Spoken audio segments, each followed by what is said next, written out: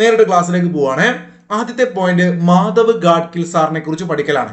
നോക്കൂ, ഈ അടുത്ത് 2026 കൃത്യമായിട്ട് പറയണം, ഡേറ്റ് പഠിക്കണം, ജനുവരി 7-ാം തീയതി 2026 ജനുവരി മാസം 7-ാം തീയതി 2026 ജനുവരി മാസം 7-ാം തീയതി നമ്മെ വിട്ടുപിരിഞ്ഞ ഇന്ത്യയിലെ ഏറ്റവും അറിയപ്പെടുന്ന ഒരു പരിസ്ഥിതി ശാസ്ത്രജ്ഞനായിരുന്നു മാധവ് ഗാഡ്കിൽ. നിങ്ങൾ ഗാഡ്കിൽ റിപ്പോർട്ട് എന്ന് കേട്ടിട്ടുണ്ടാവും, PSC പരീക്ഷയ്ക്ക് വരാറുണ്ട് കേട്ടോ. അപ്പൊ നോക്കൂ, ഇദ്ദേഹം ജനിച്ച വർഷം 1942-ലാണ്. ഇദ്ദേഹം പൂനെ അഥവാ മഹാരാഷ്ട്രക്കാരനാണ്. ഈ ഗാഡ്കിൽ എന്ന് പറയുന്നത് എന്തുകൊണ്ടാണ് നമുക്ക് ഏറെ പ്രിയപ്പെട്ടതാവുന്നത്? ആ പേര്. അദ്ദേഹമായിരുന്നു പശ്ചിമഘട്ടത്തെ കുറിച്ച് പഠിച്ച ഒരു കമ്മിറ്റിയുടെ തലവൻ. അദ്ദേഹത്തിന്റെ പല വാക്കുകളും ഈ അടുത്ത് മുണ്ടക്കൈ ചൂരൽമല ദുരന്ത സമയത്തൊക്കെ നമ്മൾ ആലോചിച്ചിരുന്നു അല്ലെ. പശ്ചിമഘട്ടത്തിന്റെ കാവൽക്കാരൻ എന്ന് വിശേഷിപ്പിക്കപ്പെടുന്ന മാധവ് ഗാഡ്കിൽ നോക്കൂ, 2010 അന്ന് UPA സർക്കാരാണ്. രണ്ടാം UPA സർക്കാരിന്റെ കാലഘട്ടത്തിൽ അന്നത്തെ കേന്ദ്ര പരിസ്ഥിതി വകുപ്പ് മന്ത്രിയായിരുന്ന ജയറാം രമേശ്, ആ ജയറാം രമേശിന്റെ ഒക്കെ മന്ത്രിസഭ എന്ത് ചെയ്തു?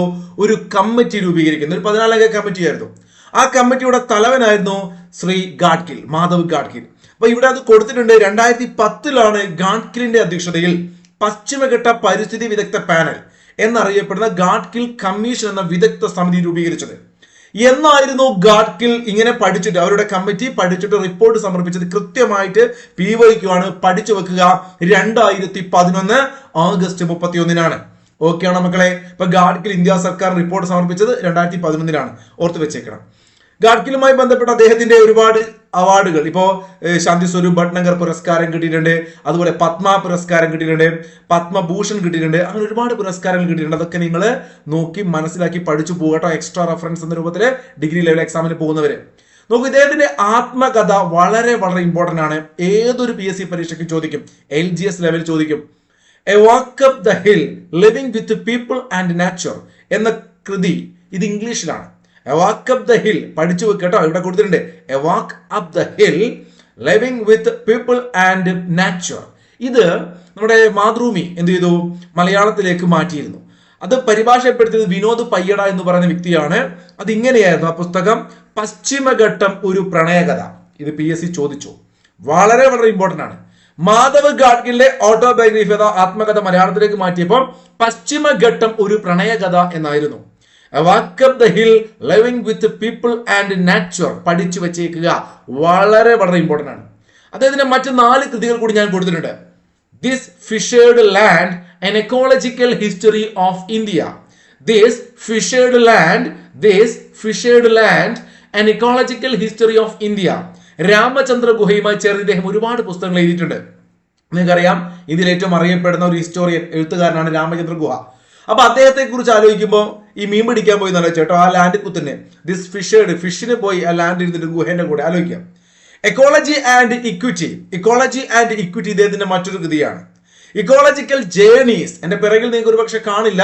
ഇതിന്റെ ഫ്രീ ആയിട്ട് PDF കിട്ടാൻ ടെലഗ്രാം ചാനൽ ജോയിൻ ചെയ്യുക. ഫസ്റ്റ് കമന്റിൽ ഉണ്ടാവും കേട്ടോ. സ്ട്രൈക്കർ PSC സെർച്ച് ചെയ്താൽ മതി. Ecology and equity, ecological journeys, ഇതൊക്കെ ഇദ്ദേഹത്തിന്റെ പുസ്തകമാണ്. This fissured land an ecological history of India. അതുപോലെ തന്നെ the use and abuse of nature, വളരെ ഇമ്പോർട്ടന്റ് ആയ ബുക്കാണ് the use and abuse of nature കേട്ടോ. അപ്പൊ മാധവ് ഗാഡ്കിലിന്റെ പുസ്തകങ്ങളാണ് the use and abuse of nature, ecological journey, ecology and equity, this fissured land and ecological history of India. സംസ്ഥാനത്തെ ആദ്യത്തെ വനിതാ സ്വകാര്യ വ്യവസായ പാർക്ക് നിലവിൽ വന്നത് എവിടെയാണ്, അല്ലെങ്കിൽ നിലവിൽ വരുന്നത് എവിടെയെന്ന് ചോദിച്ചു കഴിഞ്ഞാൽ പാലക്കാടാണ്. പാലക്കാട് ലക്കിടിക്കടുത്താണ് സ്ഥലം കേട്ടോ. പാലക്കാട് ലക്കിടി. ലക്കുണ്ടോ എന്നറിയില്ല. കുറച്ച് വനിതാ സംരംഭകർ ചേർന്നിട്ട്, ഇതൊരു പ്രൈവറ്റ് ആണ്, കുറച്ച് സ്ത്രീകളുടെ ഒരു വലിയ സംരംഭം അവിടെ തുടങ്ങി. മന്ത്രി P. രാജീവായിരുന്നു ഉദ്ഘാടനം ചെയ്ത വ്യവസായ മന്ത്രി.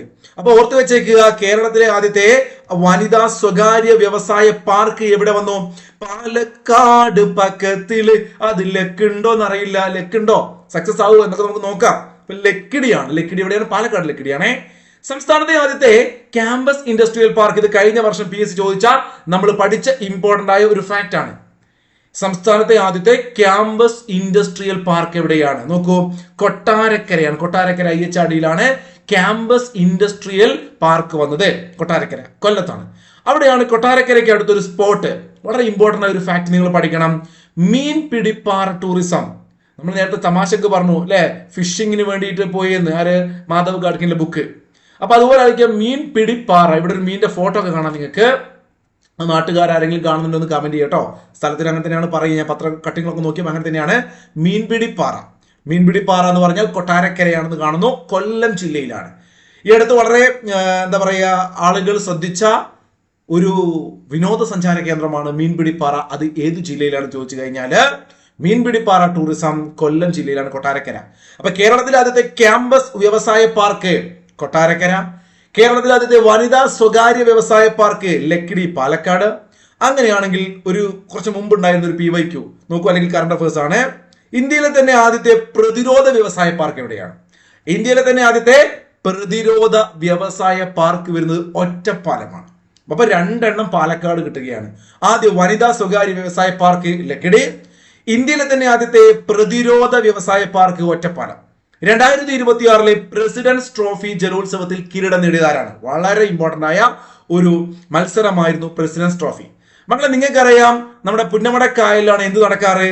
നമ്മുടെ ഏറ്റവും പ്രധാനപ്പെട്ട നെഹ്റു ട്രോഫി നടക്കാറ് പുന്നമടക്കായൽ അല്ലേ?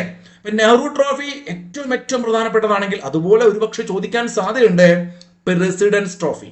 നോക്കൂ, 2011 ആദ്യമായിട്ട് പ്രസിഡന്റ്സ് ട്രോഫി ആരംഭിക്കുന്നത്. മാധവ് ഗാഡ്ഗിൽ റിപ്പോർട്ട് വെച്ചത് എപ്പോഴായിരുന്നു? ഞാൻ കുറച്ചു മുമ്പ് പറഞ്ഞു 2011 പറഞ്ഞു. അപ്പൊ നിങ്ങൾ നോട്ട് ചെയ്ത് വെച്ചേക്കുക, പ്രസിഡന്റ്സ് ട്രോഫി ആദ്യമായി നടന്നത് 2011 ശ്രീ ഗണേശ് ചുണ്ടനായിരുന്നു ആദ്യത്തെ വിജയി. ശ്രീ ഗണേശ് ചുണ്ടൻ, ഗണേശനെ വെച്ചുകൊണ്ട് തുടങ്ങി പ്രസിഡന്റ്. ആലോചിക്കാം കേട്ടോ, നമ്മളൊരു വൈക്ക് പോകുമ്പോൾ ഗണേശനെ ആലോചിക്കാറില്ലേ? അപ്പൊ ദൈവം, അപ്പൊ അങ്ങനെ ആലോചിക്കുക, ശ്രീ ഗണേശ് ചുണ്ടൻ പ്രസിഡന്റ്സ് ട്രോഫി ആദ്യം.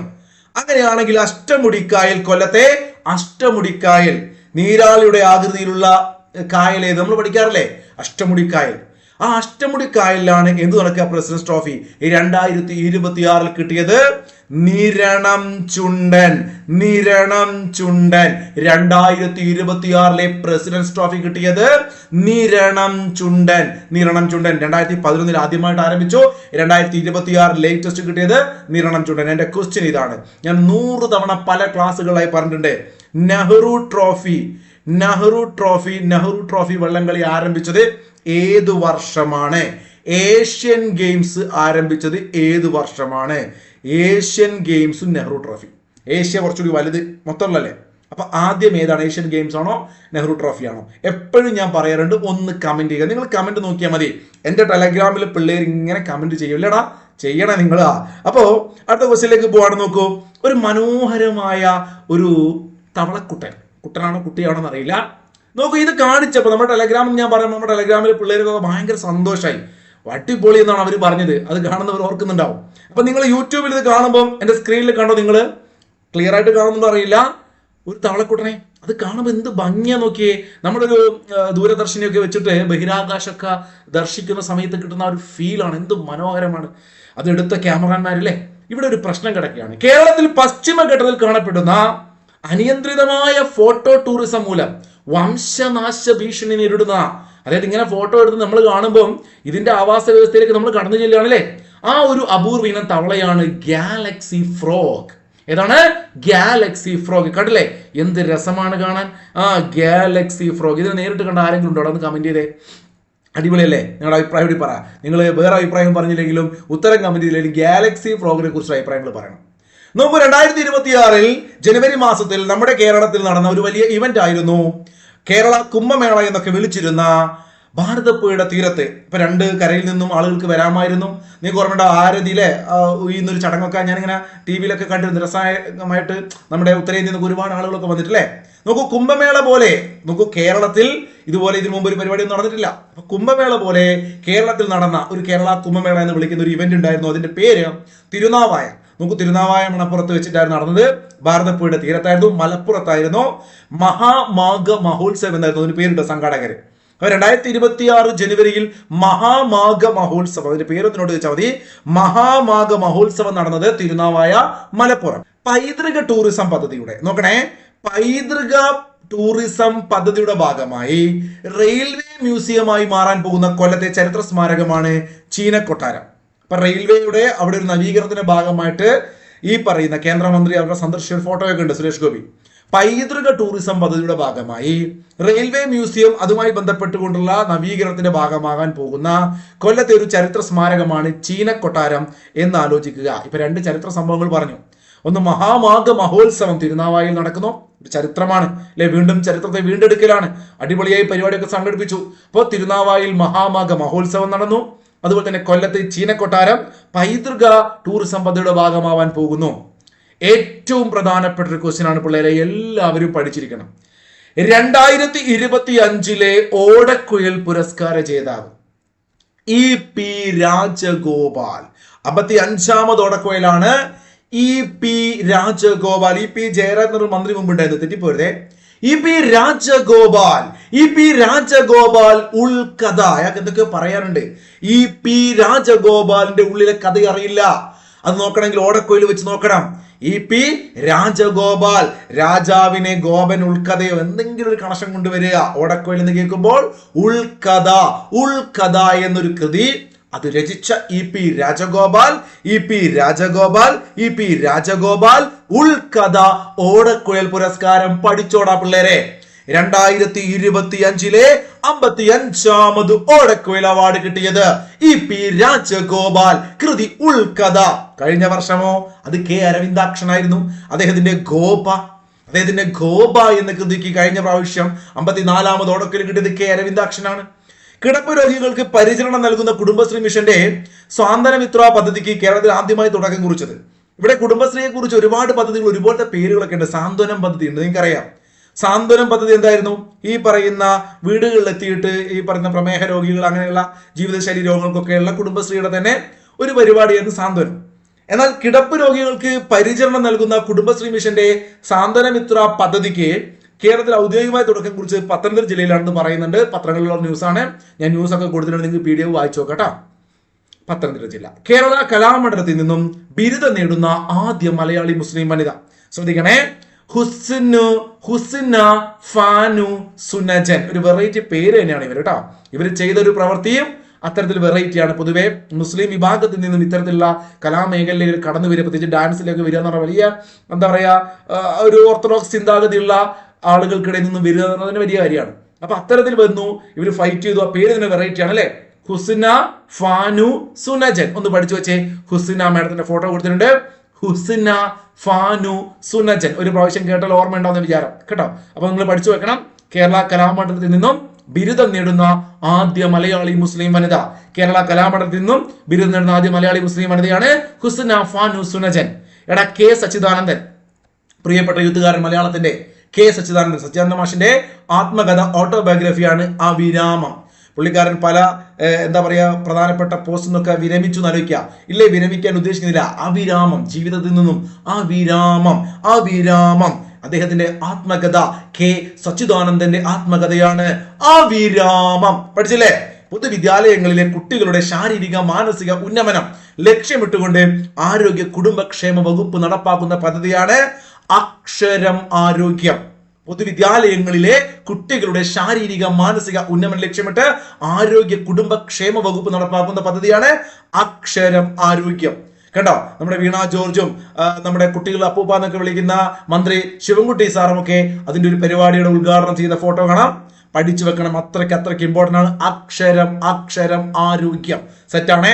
നോക്കൂ, ഏറ്റവും പ്രധാനപ്പെട്ട ഇപ്പൊ നമ്മൾ ഓടക്കുഴൽ പുരസ്കാരം പഠിച്ചു, അക്ഷരം ആരോഗ്യം ഇമ്പോർട്ടന്റ് ആണെന്ന് പറഞ്ഞു. അതുപോലെ തന്നെ നമ്മുടെ മാധവ് ഗാഡ്കിൽ, അതൊക്കെ ഇമ്പോർട്ടന്റ് ആണ്. ഈ ക്ലാസ്സിലെല്ലാം നിങ്ങൾക്ക് വളരെ ഇമ്പോർട്ടന്റ് ആണ്. അതുപോലെ ചോദ്യം ഷുവർ ആയിട്ട് വരാൻ സാധ്യതയുള്ളതാണ്.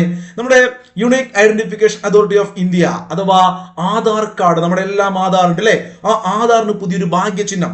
പല സ്ഥലങ്ങളിലും ആധാറുമായി ബന്ധപ്പെട്ട കാര്യങ്ങളൊക്കെ ഉപയോഗിക്കുമ്പോൾ അവിടെ അതിനൊരു ഭാഗ്യചിഹ്നം വേണമെന്ന് തീരുമാനിക്കുകയും സർക്കാർ അതിനുവേണ്ടി ഒരുപാട് ആളുകൾ മത്സരം വെച്ചു. ആ മത്സരത്തിൽ ഏറ്റവും ഫസ്റ്റ് ആയിട്ട് തെരഞ്ഞെടുക്കപ്പെട്ടത്, അല്ലെങ്കിൽ ആധാറിന്റെ ഡിസൈൻ ആയിട്ട് ഒഫീഷ്യലി അതിന്റെ ഭാഗ്യചിഹ്നമായി തെരഞ്ഞെടുക്കപ്പെട്ടത് ഉദയ് എന്ന ഭാഗ്യചിഹ്നമാണ്. ഉദയ്, ഈ ഒരു പേര് ഉദയ് എന്ന് പേരിട്ടത് റിയ ജെയിൻ എന്ന് പറയുന്ന മധ്യപ്രദേശ് മഹാരാഷ്ട്ര അവിടെയുള്ള സ്വദേശിയാണ്. അപ്പൊ റിയ ജെയിൻ ആണ് ഇതിന് പേരിട്ടത്. ഉദയ്. അപ്പൊ ഇതാണ് നമ്മുടെ കുട്ടപ്പൻ. നോക്കൂ, ആധാറിന്റെ പുതിയ ഭാഗ്യചിഹ്നം എല്ലാവരും പഠിച്ചോളുക. ഉദയ സൂര്യനല്ല, ഉദയ്.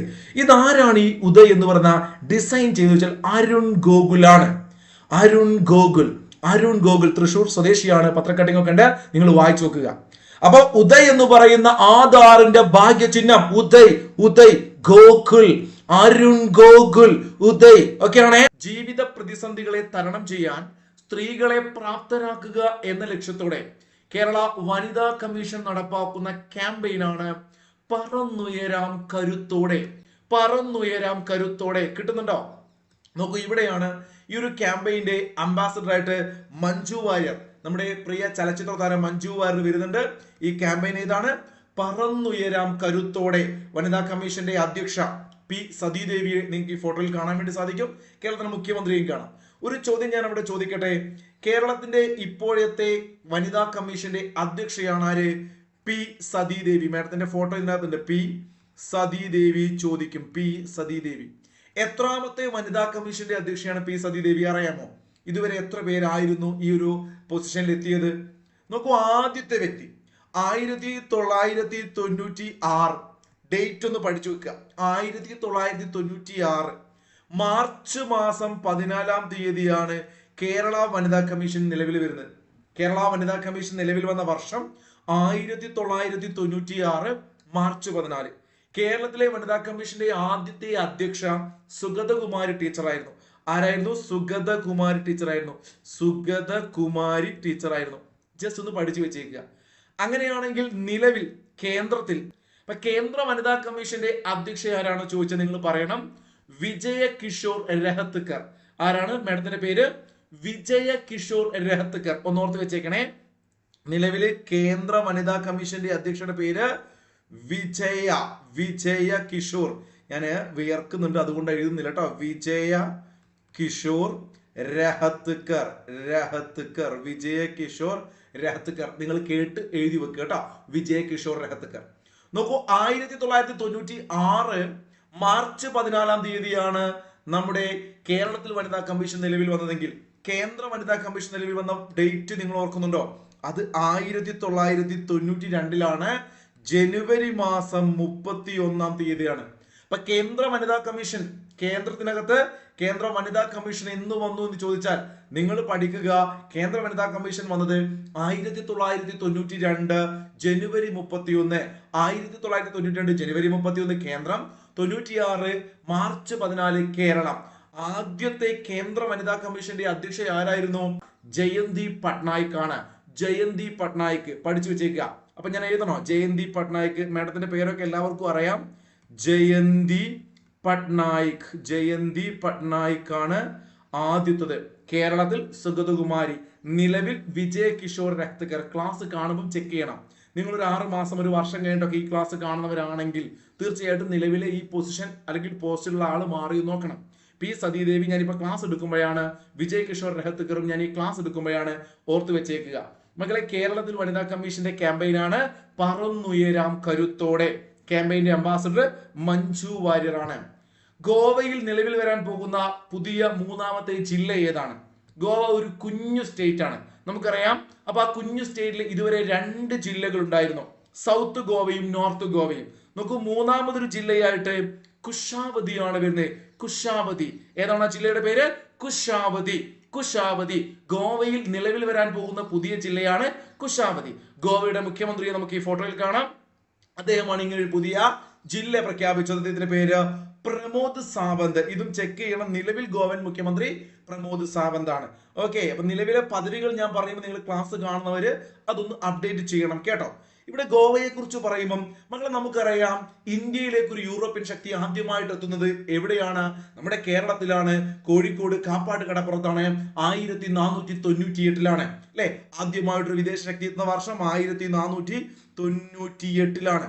നോക്കൂ, അങ്ങനെ പോർച്ചുഗീസുകാർ എന്ന് പറയുന്ന യൂറോപ്യൻ പോർച്ചുഗീസുകാർ അല്ലെ, വാസ്കോ ഡ ഗാമ പോർച്ചുഗീസുകാരല്ലേ, അവരിവിടെ വലിയൊരു കോളനി ഉണ്ടാക്കുന്നു. വർഷങ്ങളോളം അവർ ഇന്ത്യ ഭരിച്ചിരുന്നു.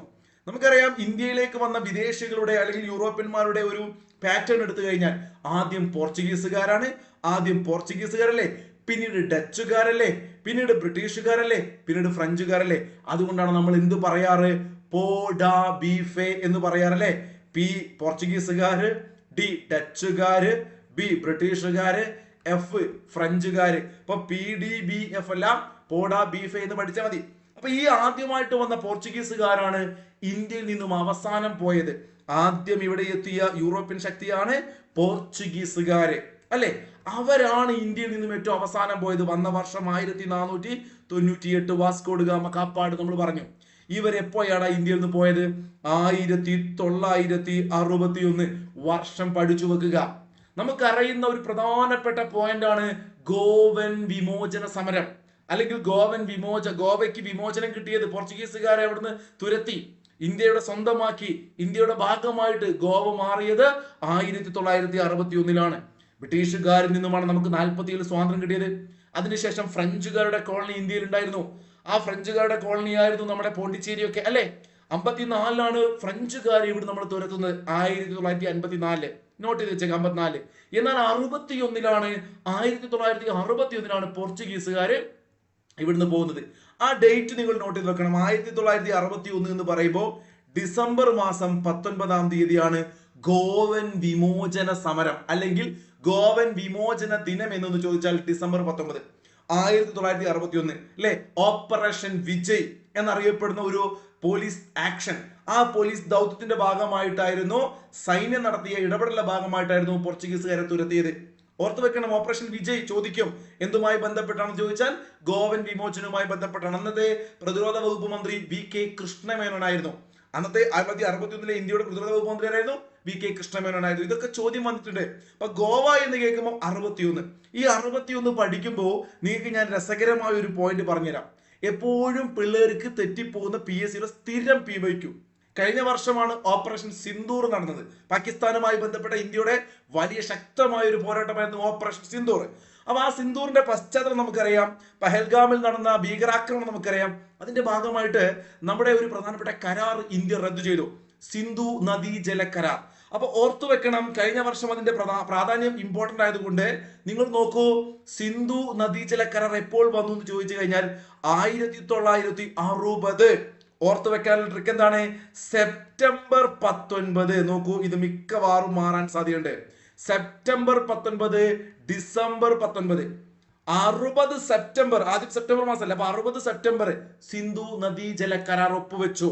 പാകിസ്ഥാനും ഇന്ത്യയും തമ്മിൽ സിന്ധു നദീജല കരാർ ഒപ്പുവെച്ച ഡേറ്റ് പറഞ്ഞ് 1960 സെപ്റ്റംബർ 19. എന്നാൽ ഗോവൻ വിമോചന ദിനം എന്നാണ്? അത് 1961 ഡിസംബർ 19. മാറിപ്പോവോ? മാറില്ല. ഇനി ഒരു പോയിന്റ് കൂടി ഞാൻ ഇത്രയും പറഞ്ഞ സ്ഥിതിക്ക് പറയാം. ഗോവ എന്ന് പറയുന്ന സംസ്ഥാനം ഇത് 61 നമ്മൾ പിടിച്ചെടുത്തു, പോർച്ചുഗീസുകാരെ തുരത്തി. അന്നു മുതൽ കേന്ദ്ര പ്രദേശമായിരുന്നു. എന്നാൽ പിന്നീട് 56ാമത് ഭരണഘടനാ ഭേദഗതിയിലൂടെ, നോട്ട് ചെയ്ത് വെക്കണം, 56ാമത് ഭരണഘടനാ ഭേദഗതി എന്ന് ഞാൻ എഴുതുന്നുള്ളൂ കേട്ടോ. അപ്പൊ ഭരണഘടനാ ഭേദഗതിയിലൂടെ എന്ത് ചെയ്തു? ഈ ഒരു പ്രദേശത്തെ സ്റ്റേറ്റ് ആക്കി മാറ്റി. എത്രാമത്തെ സ്റ്റേറ്റ് ആയിരുന്നു? 25ാമത്തെ സംസ്ഥാനം. ഇന്ത്യയിലെ 25ാമത്തെ സംസ്ഥാനം. PSCയുടെ സ്ഥിരം PYQ ആണ്, പഠിച്ചു വെക്കണം. ഏത് വർഷമാണ് ഗോവ? 1987 ഒരു മെയ് മാസം 30-ാം തീയതിയാണ്. ഡേറ്റ് നിങ്ങൾ പഠിക്കണ്ട, നിങ്ങൾ ആ മാസത്തിലും ഡേറ്റ് ഒന്നും ഓർത്ത് വെച്ചില്ലെങ്കിൽ വർഷം പഠിക്കുക. 1987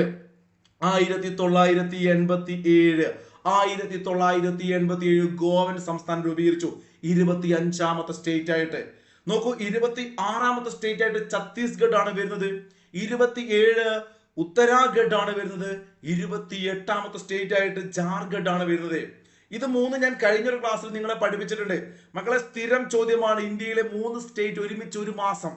നോക്കൂ, 2000 എന്ന് പറയുന്ന വർഷം, 2000 November 1 Chhattisgarh, 2000 November 9 Uttarakhand, 2000 November 15 Jharkhand.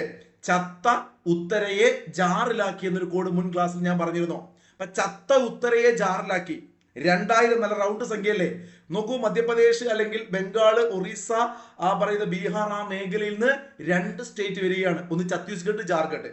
അപ്പൊ നവംബർ 1 ഛത്തീസ്ഗഡ്, നവംബർ 15 ജാർഖണ്ഡ്. നമുക്കറിയാം നവംബർ 15 ഈ പറഞ്ഞ ബിർസ മുണ്ടയുടെ ജന്മദിനമാണ്. അതുകൊണ്ടാണ് ജാർഖണ്ഡ് നവംബർ 15. ഇതിന്റെ നടുക്ക് മുകളിലുള്ള ഉത്തരാഖണ്ഡ്. 2000 നവംബർ 1, 2000 നവംബർ 9, 2000 നവംബർ 15 ചത്ത ഉത്തരയെ ജാറിലാക്കി 3 സ്റ്റേറ്റ് രൂപീകരിക്കപ്പെട്ടു. ഏതൊക്കെയാണ്? ഛത്തീസ്ഗഡ് എന്ന് പറയുന്ന സംസ്ഥാനം, ഉത്തരാഖണ്ഡ് എന്ന് പറയുന്ന സംസ്ഥാനം, ജാർഖണ്ഡ് എന്ന സംസ്ഥാനം. 2000 November 1 Chhattisgarh, 2000 November 9 Uttarakhand, 2000 November 15 Jharkhand. പഠിച്ചോ? എഴുതി വെച്ചേക്ക്. ഇതൊക്കെ ചോദ്യം ചോദിക്കും. 25ാമത്തെ സ്റ്റേറ്റ് ഗോവയായിരുന്നു. ക്ലിയർ ആണോ മക്കളെ? ഒരൊറ്റ പോയിന്റ് പറയട്ടെ. എല്ലാം പറഞ്ഞാൽ നമുക്ക് സമയം പോകും, അതുകൊണ്ട് മാത്രമാണ് ഞാൻ പറയാത്തത്. ഇത്തരം ക്ലാസ്സുകളൊക്കെ നിങ്ങൾക്ക് വേറെ കിട്ടും, നിങ്ങളുടെ അഭിപ്രായം പറയും കേട്ടോ. നമ്മുടെ തെലുങ്കാന എന്ന് പറയുന്ന ഒരു സ്റ്റേറ്റ് ഉണ്ടല്ലോ, തെലുങ്കാന, ഇത് PSCയുടെ സ്ഥിരം ചോദ്യമാണ്. PN ശ്രീകൃഷ്ണ കമ്മിറ്റിയുടെ ശുപാർശ പ്രകാരമാണ് മൻമോഹൻ സിംഗിന്റെ അവസാന ഒരു പീരീഡ് 2014. 2014 ജൂൺ മാസം 2-ാം തീയതി ഓർത്തു വെച്ചേക്കണം, ഈ ഡേറ്റും വളരെ വളരെ ഇമ്പോർട്ടന്റ് ആണ്. 2014 ജൂൺ 2-ാം തീയതി ഇന്ത്യയിലെ 29ാമത് സംസ്ഥാനമായിട്ട് ആര് വരുന്നു? തെലുങ്കാന വരുന്നു.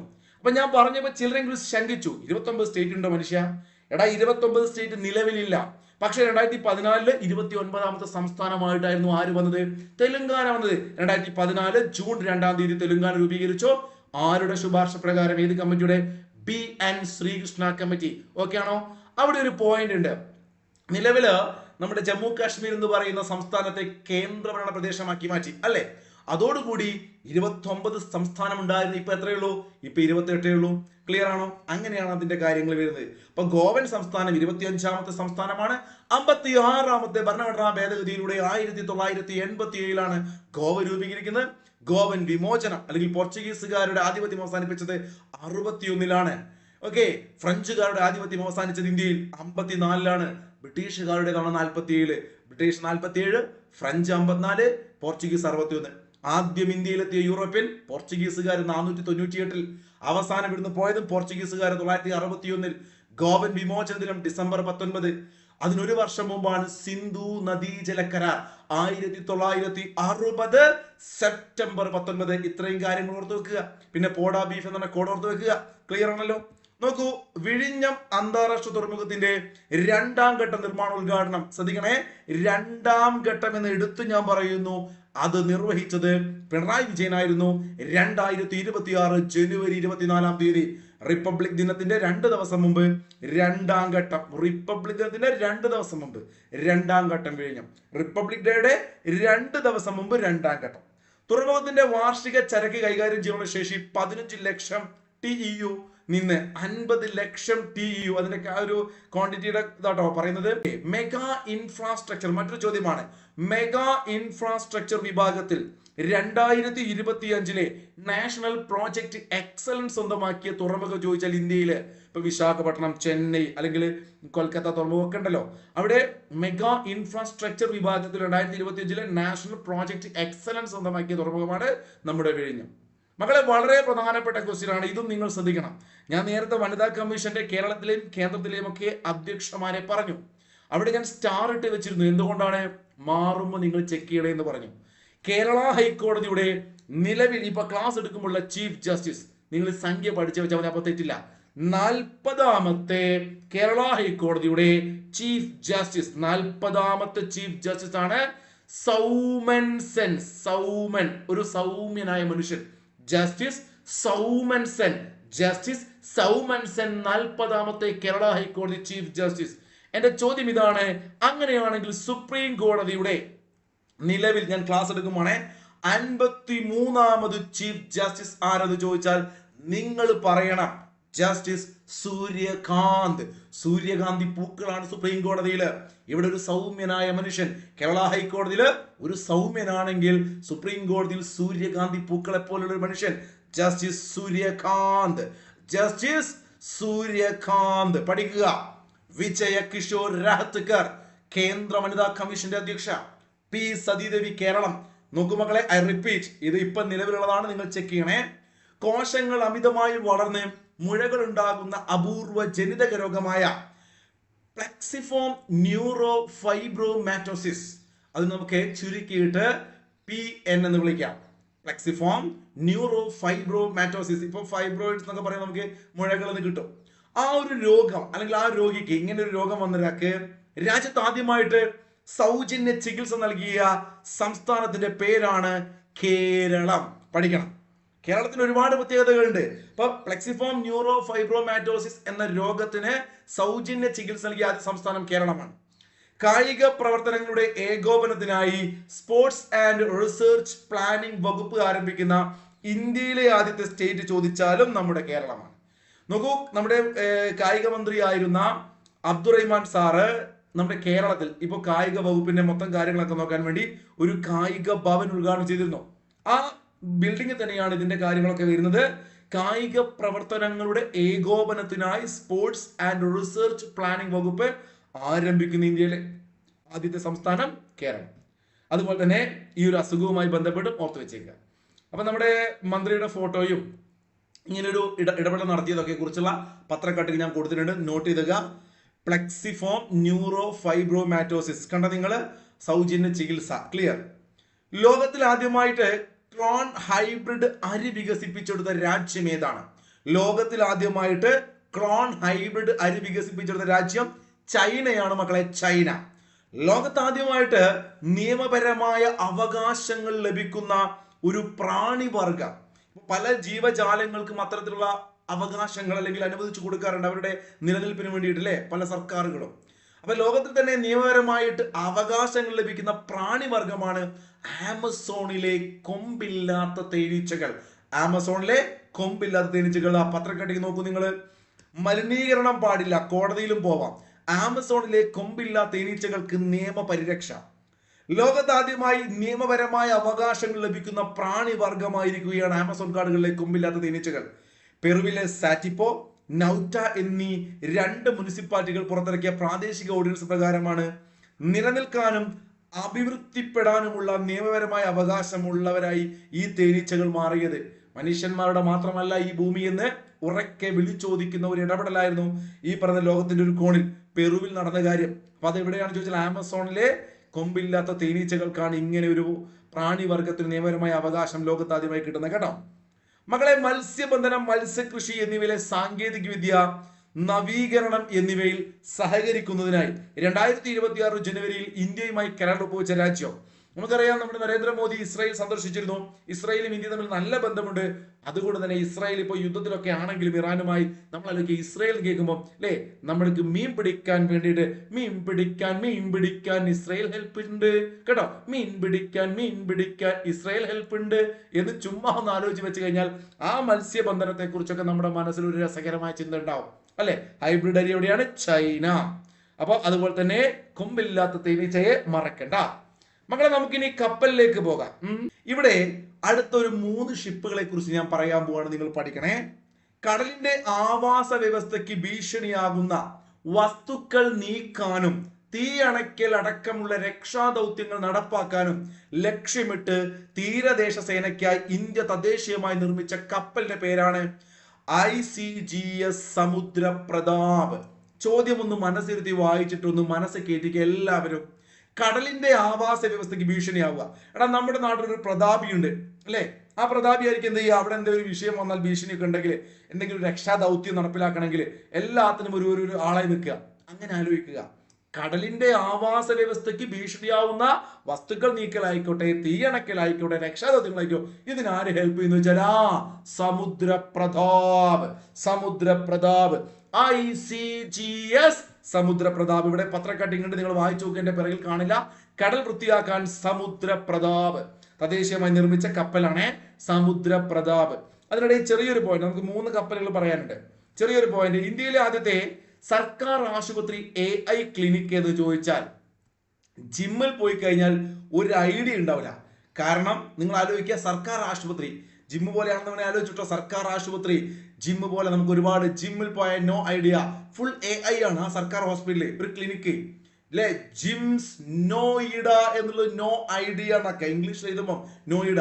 അപ്പൊ ജിംസ് നോയിഡ, നോ ഐഡിയ കേട്ടോ. അപ്പൊ ജിംസ് നോയിഡ ആണ് ഇന്ത്യയിലെ ആദ്യത്തെ സർക്കാർ ആശുപത്രി അധിഷ്ഠിത AI ക്ലിനിക്ക്. AI എന്ന് കേൾക്കുമ്പോൾ നോ ഐഡിയ എന്ന് ആലോചിക്കുക. AI ഹോസ്പിറ്റൽ ആലോചിച്ച എല്ലാവരും. ഇന്ത്യയിലെ ആദ്യത്തെ സർക്കാർ ആശുപത്രി അധിഷ്ഠിത AI clinic Jims AI clinic ആണ്, ഓർത്ത് വെച്ചേക്കണേ. യെസ്.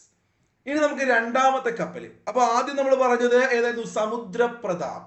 രണ്ടാമത് കൗണ്ടിന്യാണ്. കൗണ്ടിന്യ എന്ന് പറഞ്ഞു കഴിഞ്ഞാൽ ആണികളില്ലാതെ പലകകൾ തുന്നിക്കെട്ടി. നോക്കൂ, കൗണ്ട് ചെയ്യാൻ ആണികളൊന്നുമില്ല, വെറും പലകകൾ ഇങ്ങനെ തുന്നിക്കെട്ടി പുരാതന രീതി ഉപയോഗിച്ച് ഇന്ത്യൻ നാവികസേനയ്ക്ക് വേണ്ടി നിർമ്മിച്ച ഒരു കപ്പലാണ് ഏതടാ? INS കൗണ്ടിന്യ. ഈ കൗണ്ടിന്യ നിർമ്മിച്ചത് ഒരു മലയാളിയാണ്, ബാബു ശങ്കരൻ എന്ന ചേട്ടനാണ്. അപ്പം ബാബു ശങ്കരൻ ചേട്ടന്റെ INSV കൗണ്ഡിന്യ. INSV കൗണ്ഡിന്യ. എന്താ പ്രത്യേകത? ആണികളില്ലാതെ പലകകൾ തുന്നിക്കെട്ടി പുരാതന രീതിയിലുള്ളത് കൗണ്ഡിന്യ. സമുദ്രത്തിൽ തീ അണയ്ക്കുക, രക്ഷാദൗത്യം, മറ്റു കാര്യങ്ങൾക്കൊക്കെ സമുദ്രപ്രതാപ്. കൗണ്ഡിന്യ ബാബു ശങ്കരൻ ചേട്ടന്റെ ആണികളില്ലാതെ പലകൾ ഉപയോഗിച്ച് പുരാതന രീതിയിലുള്ള കൗണ്ഡിന്യ. ഓക്കെ ആണല്ലോ. ആ കൗണ്ഡിന്യയുടെ മടക്കയാത്രയെ കുറിച്ചും ഈ പറയുന്ന ഒമാൻ സന്ദർശനത്തെ കുറിച്ചൊക്കെ വാർത്തകളുടെ വായിച്ചു നോക്കുക. എന്നാൽ മൂന്നാമത്തെ കപ്പൽ ഏതാടാ? അതൊരു പായ്ക്കപ്പലാണ്. ചോദ്യം ഞാൻ വായിക്കട്ടെ. ലോകം ചുറ്റിക്കറങ്ങാൻ പോവുകയാണ് ലോകയാൻ എന്നൊരു പ്രോജക്റ്റ്. നോക്കൂ, അതിനു മുമ്പ് ഇങ്ങനെ ആദ്യമായിട്ട് ഇന്ത്യൻ നാവികസേനയുടെ ഒരു സെയിൽ പരിശീലന കപ്പൽ വന്നത് INS തരങ്കിണിയായിരുന്നു. അപ്പൊ ഇന്ത്യൻ നാവികസേനയുടെ ആദ്യത്തെ സെയിൽ പരിശീലന കപ്പൽ ഏത് ചോദിച്ചാൽ അത് INS തരങ്കിണിയാണെങ്കിൽ ഇപ്പൊ പുതിയ കപ്പൽ INS സുദർശിനി. സമുദ്ര പ്രതാപ് പഠിച്ചു, INSV കൗണ്ഡിന്യ പറഞ്ഞു, ഇനി INS സുദർശിനി. അതുപോലെ തൊട്ട് മുമ്പത്തെ ക്ലാസ്സിൽ നമ്മൾ പറഞ്ഞിരുന്നു ഒരു ചോദ്യം അന്തർവാഹിനി, അതും നിങ്ങൾ പറഞ്ഞിട്ടുണ്ടാവും അല്ലെങ്കിൽ കമന്റ് ചെയ്തിട്ടുണ്ടാവും. അപ്പൊ നാലാമത്തത് INSV സുദർശിനി. എടാ, സുദർശന ചക്രം അല്ലെ, മഹാവിഷ്ണുവിന്റെ ആ വിരലിൽ കാണുന്ന സുദർശന ചക്രം അല്ലേ, മൊത്തം ഇങ്ങനെ ഭൂമിയെ തന്നെ കറക്കി വരാൻ ആ ഒരു പവർ ഉണ്ടെന്ന് ആലോചിക്കുക. അപ്പൊ സുദർശിനി എന്ന് പേര് വരുമ്പം ലോകം മൊത്തം കറങ്ങുക. അങ്ങനെ ലോക പര്യടനത്തിന് തുടക്കം കുറിക്കുകയാണ് ലോകയാൻ 2026. അപ്പൊ ഇന്ത്യൻ നാവികസേനയുടെ ഭാഗമായുള്ള ഈ ഒരു സെയിൽ പരിശീലന കപ്പലിന്റെ പേര് INS സുദർശിനി. സമുദ്ര പ്രതാപ്, സമുദ്ര രക്ഷാദൗത്യം. കൗണ്ഡിന്യ എന്ന് പറയുമ്പോൾ എന്താണ്? ഈ ആണികൾ ഉപയോഗിക്കാതെ കൂട്ടിച്ചേർക്കുക.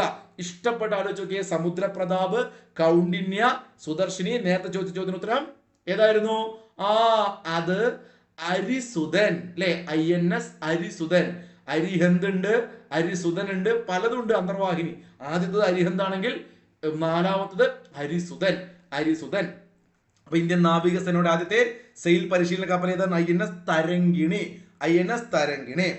ചലച്ചിത്ര രംഗത്തെ സമഗ്ര സംഭാവനയ്ക്കുള്ള പ്രേം നസീർ ഫൗണ്ടേഷന്റെ 2026 പ്രേം നസീർ പുരസ്കാരം. പ്രേം നസീർ എന്ന് കേൾക്കാൻ നമ്മുടെ നിത്യഹരിത നായകനാണ്. അതുപോലെ മലയാളത്തിൽ പ്രത്യേകിച്ച് ലാലേട്ടന്റെ ഒക്കെ സിനിമകള് ഇങ്ങനെ എവർഗ്രീൻ മൂവീസ് ഒക്കെ നമുക്ക് സംഭാവന ചെയ്ത ഇന്ത്യയിലെ ഏറ്റവും ടോപ്പ് സംവിധായകൻ പ്രിയദർശൻ അല്ലെ. ഇപ്പൊ ഹിന്ദിയിലൊക്കെ ഏറ്റവും ടോപ്പ് ഒരുപാട് സിനിമകൾ സംവിധാനം പ്രിയദർശൻ. നമ്മുടെ സ്വന്തം പ്രിയേട്ടൻ അല്ലെങ്കിൽ പ്രിയദർശൻ, അദ്ദേഹത്തിന് പ്രേം നസീർ പുരസ്കാരം കിട്ടും. കരീബിയൻ കടൽ. നോക്കൂ, കരീബിയൻ കടലിൽ അമേരിക്ക പിടിച്ചെടുത്ത വെനസ്വേലയുമായി ബന്ധമുള്ള കപ്പൽ. ഇതിനൊരു പ്രശ്നമുണ്ട് ഈ ചോദ്യത്തിനകത്ത്. നോക്കൂ, 2025 പല മാസങ്ങളിലും ഇത്തരത്തിൽ അമേരിക്ക വെനസ്വേലൻ കപ്പലുകൾ പിടിച്ചെടുത്തിട്ടുണ്ട്. അപ്പൊ അതുകൊണ്ട് തന്നെ നിങ്ങളൊന്ന് ശ്രദ്ധിച്ച് നോട്ട് ചെയ്ത് വെക്കണം. 2026 ജനുവരിയിൽ അങ്ങനെയാണ് ചോദ്യമെങ്കിൽ 2026 ജനുവരിയിൽ അമേരിക്ക പിടിച്ചെടുത്ത വെനസ്വേലയുമായി ബന്ധമുള്ള കപ്പൽ എന്ന് ചോദിച്ചാൽ അത് ഒലീനയാണ്. പത്രക്കട്ടിങ് കണ്ടോ നിങ്ങൾ? ഞാൻ പറഞ്ഞല്ലോ പല സമയത്തായിട്ടുള്ള ന്യൂസുകളുണ്ട്, അതിനകത്ത് പല ഷിപ്പിന്റെ പേരുണ്ട്. ഇവിടെ ഉപരോധം ലംഘിച്ചെന്ന് ആരോപിച്ചായിരുന്നു റഷ്യൻ പതാക ഏന്തിയ മരിനേര കപ്പൽ അമേരിക്ക പിടിച്ചെടുത്തെന്നൊരു ന്യൂസ് കാണാം. ഷിപ്പിന്റെ ഒക്കെ ഫോട്ടോ പത്രത്തിലുള്ളതാണ്. ഏതോ ഒരു ഫോട്ടോ നിങ്ങൾ നോക്കട്ടെ. അപ്പൊ വെനസ്വേലയുടെ ഒരു കപ്പലിന്റെ പേരാണ് മരിനേര. കേട്ടോ, ഇവിടെ മാറ്റി എഴുതിയാണ്. അതുമായി ബന്ധപ്പെട്ട ന്യൂസ് നിങ്ങളൊന്ന് വായിച്ചു നോക്കുക. വെനസ്വേലയിലെ US ആധിപത്യത്തിന് അല്ലെ, അതുമായി ബന്ധപ്പെട്ടുകൊണ്ട് ഇത്തരത്തിൽ അന്താരാഷ്ട്ര സമുദ്ര നിയമം ലംഘിച്ചെന്നൊക്കെ പറഞ്ഞാണ് അമേരിക്കൻ സേന അവരുടെ കപ്പലുകളൊക്കെ പിടിക്കുന്നത്. റഷ്യയുമായുള്ള ബന്ധത്തിലൊക്കെ പ്രശ്നങ്ങളാണ്. ഇനി നോക്കൂ, അടുത്തൊരു ന്യൂസ് താഴത്ത് കാണാം. വെനസ്വേലയിൽ നിന്ന് എണ്ണ കടത്തിയെന്ന് ആരോപിച്ച് ഒരു കപ്പൽ കൂടി US സേന പിടിച്ചെടുത്തു. ലേറ്റസ്റ്റ് ആയിട്ട് നമ്മൾ ഈ ക്ലാസ്സിൽ പറയുന്ന കപ്പലാണ്. കരീബിയനിൽ ഒലീന എന്ന ഓയിൽ ടാങ്കറാണ് പിടിച്ചെടുത്തത്. അപ്പൊ ചോദ്യം കണ്ടോ, കരീബിയൻ കടലിൽ US പിടിച്ചെടുത്ത വെനസ്വേലയുമായി ബന്ധമുള്ള കപ്പലാണ് ഒലീന. എല്ലാ കോടതികളും പൂർണ്ണമായും കടലാസുരഹിതമാക്കുന്ന രാജ്യത്തെ ആദ്യത്തെ ജുഡീഷ്യൽ ജില്ലാ കോടതിയാണ് കൽപ്പറ്റ കോടതി. ഇമ്പോർട്ടന്റ് ആയ വാർത്തയാണ്. എല്ലാ കോടതികളും പൂർണ്ണമായും കടലാസുരഹിതമാക്കുന്ന രാജ്യത്തെ ആദ്യത്തെ ജുഡീഷ്യൽ ജില്ലാ കോടതി ഏതാണ്? വയനാടാണ്. കൽപ്പറ്റ ജില്ലാ കോടതി. മക്കളെ പഠിക്കുക, 1 മാർക്ക് ഷുവറാണ്. എല്ലാ കോടതികളും പൂർണ്ണമായും കടലാസുരഹിതമാക്കുന്നത്. കർണാടകയിൽ ഏറ്റവും കൂടുതൽ കാലം അധികാരത്തിലിരുന്ന മുഖ്യമന്ത്രിയുടെ പേര് സിദ്ധാരാമയ്യ. നോക്കൂ, തുടർച്ചയായിട്ട് ഏറ്റവും കൂടുതൽ കാലം കേരളത്തിൽ മുഖ്യമന്ത്രിയായത് പിണറായി വിജയനാണ്. എന്നാൽ കേരളത്തിൽ ഏറ്റവും കൂടുതൽ കാലം മുഖ്യമന്ത്രി പദത്തിൽ അല്ലെങ്കിൽ അധികാരത്തിലിരുന്നത് പിണറായി വിജയൻ അല്ല. നിലവിൽ അത് ആര് തന്നെയാണ്? EK നായനാർ സഖാവാണ്. ശ്രദ്ധിക്കണം ഞാൻ പറഞ്ഞ പോയിന്റ്. കേരളത്തിൽ ഏറ്റവും കൂടുതൽ കാലം മുഖ്യമന്ത്രിയായിരുന്നത് EK നായനാർ. എത്ര ദിവസമാണ് നിങ്ങളൊന്ന് കമന്റ് ചെയ്ത്? 4000 ദിവസങ്ങൾ പിന്നിട്ട് വളരെ കുറച്ച് ദിവസം കൂടി അദ്ദേഹം ഇരുന്നിരുന്നു. ഒന്ന് കമന്റ് ചെയ്ത് അറിയുന്നവർ ഗൂഗിളൊക്കെ നോക്കി കണ്ടുപിടിച്ചാൽ മതി. ഇ.കെ. നായനാർ സഖാവാണ് കേരളത്തിൽ ഏറ്റവും കൂടുതൽ കാലം മുഖ്യമന്ത്രി പദത്തിലിരുന്നത്. എന്നാൽ ചോദ്യം ഇങ്ങനെയാണ് PSC ചോദിക്കുക, കേരളത്തിൽ ഏറ്റവും കൂടുതൽ തവണ മുഖ്യമന്ത്രിയായത് ആര്? തവണ മീൻസ് അദ്ദേഹം പല സമയങ്ങളിലായിട്ട് വീണ്ടും വീണ്ടും മുഖ്യമന്ത്രിയായി. നായനാര് ഒരു ടേമിൽ മുഖ്യമന്ത്രി ഒരുപാട് നാളങ്ങനെ ഇരിക്കുന്നു, പക്ഷെ ഇദ്ദേഹം വീണ്ടും വീണ്ടും ആയി. അതുകൊണ്ടാണ് ഉദ്ദേശിച്ചത് കേരളത്തിൽ ഏറ്റവും കൂടുതൽ തവണ മുഖ്യമന്ത്രിയായത് K. കരുണാകരൻ, നമ്മുടെ ലീഡർ K. കരുണാകരനാണ്. ഏറ്റവും കൂടുതൽ കാലം ഇ.കെ. നായനാറും ഏറ്റവും കൂടുതൽ തവണ നമ്മുടെ K. കരുണാകരനുമാണ്. അങ്ങനെയാണെങ്കിൽ നമ്മുടെ തൊട്ടടുത്തുള്ള കേരളത്തിലുള്ള കർണാടക അല്ലെ, അവിടെ ഏറ്റവും കൂടുതൽ കാലം അധികാരത്തിൽ മുഖ്യമന്ത്രി സിദ്ധാരാമയ്യാണ്. കർണാടകയിലെ ഏറ്റവും കൂടുതൽ തവണ ബജറ്റ് അവതരിപ്പിച്ച ധനമന്ത്രിയും ഇദ്ദേഹമാണ്. അപ്പോ ഒലീന എന്ന് പറയുന്ന കപ്പലും മരിനേര എന്ന കപ്പലിനെയും മറക്കണ്ട. കേരളത്തിലെ പൊതുവിതരണ സംവിധാനത്തിൽ ആധുനികവൽക്കരണത്തിന്റെ ഭാഗമായി ഭക്ഷ്യ സിവിൽ സപ്ലൈസ് വകുപ്പ് നടപ്പിലാക്കുന്ന പുതിയ പദ്ധതിയാണ് സപ്ലൈകോ സിഗ്നേച്ചർ മാർട്ട്. നമുക്കറിയാം, മാറിയ സാഹചര്യത്തിൽ നമ്മുടെ നാട്ടിൽ ഒരുപാട് പ്രൈവറ്റ് ആയിട്ടുള്ള മാളുകൾ അല്ലെ, എല്ലാം നമ്മൾ ഷോപ്പിംഗ് മാളിലൊക്കെ പോയിട്ട് ഇങ്ങനെ പർച്ചേസ് ചെയ്യുമ്പോൾ പണ്ടത്തെ ആ ഒരു അവാർഡ് പടം എന്നൊക്കെ പറയുന്ന പോലെ നമ്മുടെ സപ്ലൈകോയുടെ ഔട്ട്ലെറ്റുകൾ മാറിയാൽ ശരിയാവില്ല, കാലത്തിനനുസരിച്ചുള്ള മാറ്റം. അപ്പൊ സപ്ലൈകോയുടെ സിഗ്നേച്ചർ മാർട്ട് എന്ന പുതിയ ആധുനിക സജ്ജീകരണ സെറ്റപ്പ് ഒക്കെയുള്ള സപ്ലൈകോയുടെ പുതിയ ഒരു പദ്ധതിയാണ് അതിന്റെ ഷോപ്പുകൾ. അപ്പൊ അത്തരം ഷോപ്പിന്റെ ആദ്യത്തെ തുടക്കം, ആദ്യത്തെ സിഗ്നേച്ചർ മാർട്ട് കേരളത്തില് എവിടെയാണ് നിലവിൽ വന്നത് ചോദിച്ചാൽ തലശ്ശേരിയാണ്. തലശ്ശേരി 3 സീകളുടെ നഗരമല്ലട തലശ്ശേരി. അവിടെ എന്തും കൂടി വന്നു? സപ്ലൈകോയുടെ സിഗ്നേച്ചർ മാർട്ട്. സപ്ലൈകോ സിഗ്നേച്ചർ 3 സീകളുടെ നാട്. ഏതാ 3 സീ? ക്രിക്കറ്റിന്റെയും സർക്കസിന്റെയും കേക്കിന്റെയും നാടാണ് തലശ്ശേരി. 3 സീകളുടെ നാട് തലശ്ശേരിയാണെങ്കിൽ 3 എല്ലുകളുടെ നഗരം എവിടെയാണ്? നിങ്ങളൊന്ന് കമന്റ് ചെയ്ത് അറിയുന്നവര്. ഞാനത് പറയുന്നില്ല, എന്തൊക്കെയാണ് അതും അറിയെങ്കിൽ കമന്റ് ചെയ്യുക. ഇപ്പൊ 3 സീകളുടെ നഗരം തലശ്ശേരിയാണ്. ഇതങ്ങ് വടക്കാണെങ്കിൽ 3 എല്ലുകളുടെ നഗരം അങ്ങ് തെക്കോട്ടാണ് അല്ലെ. ഏതാ സ്ഥലം ഞാൻ പറയുന്നില്ല. ടാറ്റ സ്റ്റീൽ ബ്ലിറ്റ്സ് ചെസ് ചാമ്പ്യൻഷിപ്പിൽ റണ്ണറപ്പായ Malayali. Tata steel blitz chess championship, chess tournament ആണ് ടാറ്റ സ്റ്റീൽ ബ്ലിറ്റ്സ്. അതിനകത്ത് ജയിച്ചില്ല, റണ്ണറപ്പ് ആയതാരെ ചോദിച്ചാല് നിഹാൽ സരിൻ. അദ്ദേഹത്തെ തോൽപ്പിച്ചതാണ് നമുക്ക് പറയാം. ഇതാണ് ഇമ്പോർട്ടന്റ്, കാരണം മലയാളി ആയതുകൊണ്ട് നിഹാൽ സരിനാണ് ടാറ്റ സ്റ്റീൽ ബ്ലിറ്റ്സ് ചെസ് ചാമ്പ്യൻഷിപ്പിൽ റണ്ണറപ്പ് ആയത്. ഇദ്ദേഹത്തിന് അവിടെ മറ്റൊരു കാറ്റഗറിയിൽ ചാമ്പ്യനുമായി. ടാറ്റ സ്റ്റീൽ ചെസ് റാപ്പിഡ് വിഭാഗത്തിൽ ഇദ്ദേഹം ചാമ്പ്യനായി. ടാറ്റ സ്റ്റീൽ ചെസ് റാപ്പിഡ് വിഭാഗത്തിൽ ഇദ്ദേഹം ചാമ്പ്യനായി. നോക്കൂ, അതിന്റെ ന്യൂസ് ഇവിടെ കൊടുത്തിട്ടുണ്ട്. ഞാനൊന്ന് വായിക്കാൻ വേണമെങ്കിൽ, ഇദ്ദേഹം റണ്ണറപ്പ് ആയി എന്ന് പറഞ്ഞപ്പോൾ ജയിച്ച ആളുകൾ നമ്മൾ പഠിക്കണമല്ലോ. വെസ്ലി സോ യിപ്പ് മെയ്ഡൻ അതാണ് പേര്, ഇവിടെ വരെയുള്ളൂ. അപ്പൊ വെസ്ലി സോ ഇതൊക്കെ പേരൊക്കെ നാവ് കൊള്ളുന്നില്ല, നിങ്ങൾക്ക് പറ്റുന്ന പോലെയൊക്കെ പഠിച്ചാൽ മതി കേട്ടോ. വെസ്ലി സോ യിപ്പ് മെയ്ഡൻ, ഈ പേരുകൾ ജസ്റ്റ് ഒന്ന് ഓർത്ത് വെച്ചാൽ മതി. ബ്ലിറ്റ്സ് കിരീടങ്ങൾ നേടിയ ആളുകൾ എന്ന് പറഞ്ഞുകൊണ്ട് കൊടുത്തിട്ടുണ്ട്. കുറച്ചുകൂടി ഡീറ്റെയിൽ ആയിട്ട് നമുക്ക് പഠിക്കേണ്ടവർക്ക് വേണ്ടി മാത്രം വായിക്കാൻ വേണ്ടി കൊടുത്താണ്. അപ്പൊ ഇതെല്ലാം PDF വായിച്ച് മനസ്സിലാക്കുക. അവിടെ നമ്മൾ പഠിച്ചു വെക്കുക ഇത്ര മാത്രം. എന്താണ്? റാപ്പിഡ് വിഭാഗത്തിൽ ചാമ്പ്യൻ ആയത് നിഹാൽ സരിനാണ്. അതുപോലെ തന്നെ ചാമ്പ്യൻഷിപ്പിലെ റണ്ണറപ്പ് ആയതും നിഹാൽ സരിനാണ്. അത് മതി നമുക്ക്. 2026 അക്കാദമി മ്യൂസിയം ഓഫ് മോഷൻ പിക്ചേഴ്സിൽ where the forest meets the sea എന്ന ഫിലിം വിഭാഗത്തിൽ പ്രദർശിപ്പിക്കുന്ന ഇന്ത്യൻ സിനിമ ഏതാണ്? Where the forest meets the sea എന്ന ഫിലിം വിഭാഗത്തിൽ പ്രദർശിപ്പിക്കുന്ന ഇന്ത്യൻ സിനിമ. മക്കളെ, ഒരുപാട് പ്രധാനപ്പെട്ട പ്രത്യേകതകളുള്ള സിനിമയായിരുന്നു നമ്മുടെ മമ്മൂട്ടിയുടെ ബ്രഹ്മയുഗം അല്ലെ. മമ്മൂട്ടിയുടെ അല്ല, അത് രാഹുൽ സദാശിവനെയാണ്. മമ്മൂട്ടിയാണ് അഭിനയിച്ചത്, അതുകൊണ്ട് പറഞ്ഞാണ്. അപ്പൊ മമ്മൂക്ക അഭിനയിച്ച രാഹുൽ സദാശിവൻ, പേര് പഠിക്കുക, ഷുവർ ക്വസ്റ്റ്യൻ ആണ്. ബ്രഹ്മയുഗത്തിന്റെ സംവിധായകൻ. കഴിഞ്ഞ പ്രാവശ്യമൊക്കെ ചോദിച്ചു, നമ്മുടെ മഞ്ഞുമൽ ബോയ്സ് ചിദംബരത്തിന്റെ പേരൊക്കെ PSC ചോദിച്ചിരുന്നു. അപ്പൊ അതുപോലെ ചോദിക്കാം, ബ്രഹ്മയുഗത്തിന്റെ സംവിധായകന്റെ പേര് Rahul Sadasivan. 2026 academy museum of motion പിക്ചേഴ്സിൽ ഈ പറഞ്ഞ ഓസ്കാറിന്റെ ആ വേദിയിലൊക്കെ ഈ ഒരു സിനിമ വരിക എന്ന് പറഞ്ഞാൽ ചില്ലറ കാര്യമല്ല. നോക്കൂ, ലോസ് ആഞ്ചലസിലെ വിഖ്യാതമായ ഓസ്കാർ അക്കാദമി മ്യൂസിയത്തിൽ പ്രദർശിപ്പിക്കപ്പെട്ടതോടെ മലയാളത്തിന്റെ മമ്മൂട്ടിയും ബ്രഹ്മയുഗവും ആഗോള സിനിമാ ഭൂപടത്തിൽ ചരിത്രം കുറിച്ചിരിക്കുന്നു. എടാ, ഓസ്കാർ നോമിനേഷന്റെ ഭാഗമായിട്ട് പോയതല്ല കേട്ടോ, ഇതല്ലാതെ അവിടെ പ്രദർശിപ്പിച്ചതാണ് കേട്ടോ. മക്കളെ, സംസ്ഥാന സർക്കാരിന്റെ സഹകരണത്തോടെ DC ബുക്സിന്റെ ആഭിമുഖ്യത്തിൽ 2026 ജനുവരിയിൽ കോഴിക്കോട് നടന്ന കേരള ലിറ്ററേച്ചർ ഫെസ്റ്റിവൽ അതിന്റെ 9ാമത് പതിപ്പാണ് നടന്നത്. 2026 കേരള ലിറ്ററേച്ചർ ഫെസ്റ്റിവൽ 9ാമത് പതിപ്പ് കോഴിക്കോട് വെച്ച് നടന്നു. നോക്കൂ, 2026 കേരള ലിറ്ററേച്ചർ ഫെസ്റ്റിവലിന്റെ 9ാമത് പതിപ്പ് കോഴിക്കോട് വെച്ച് നടന്നു.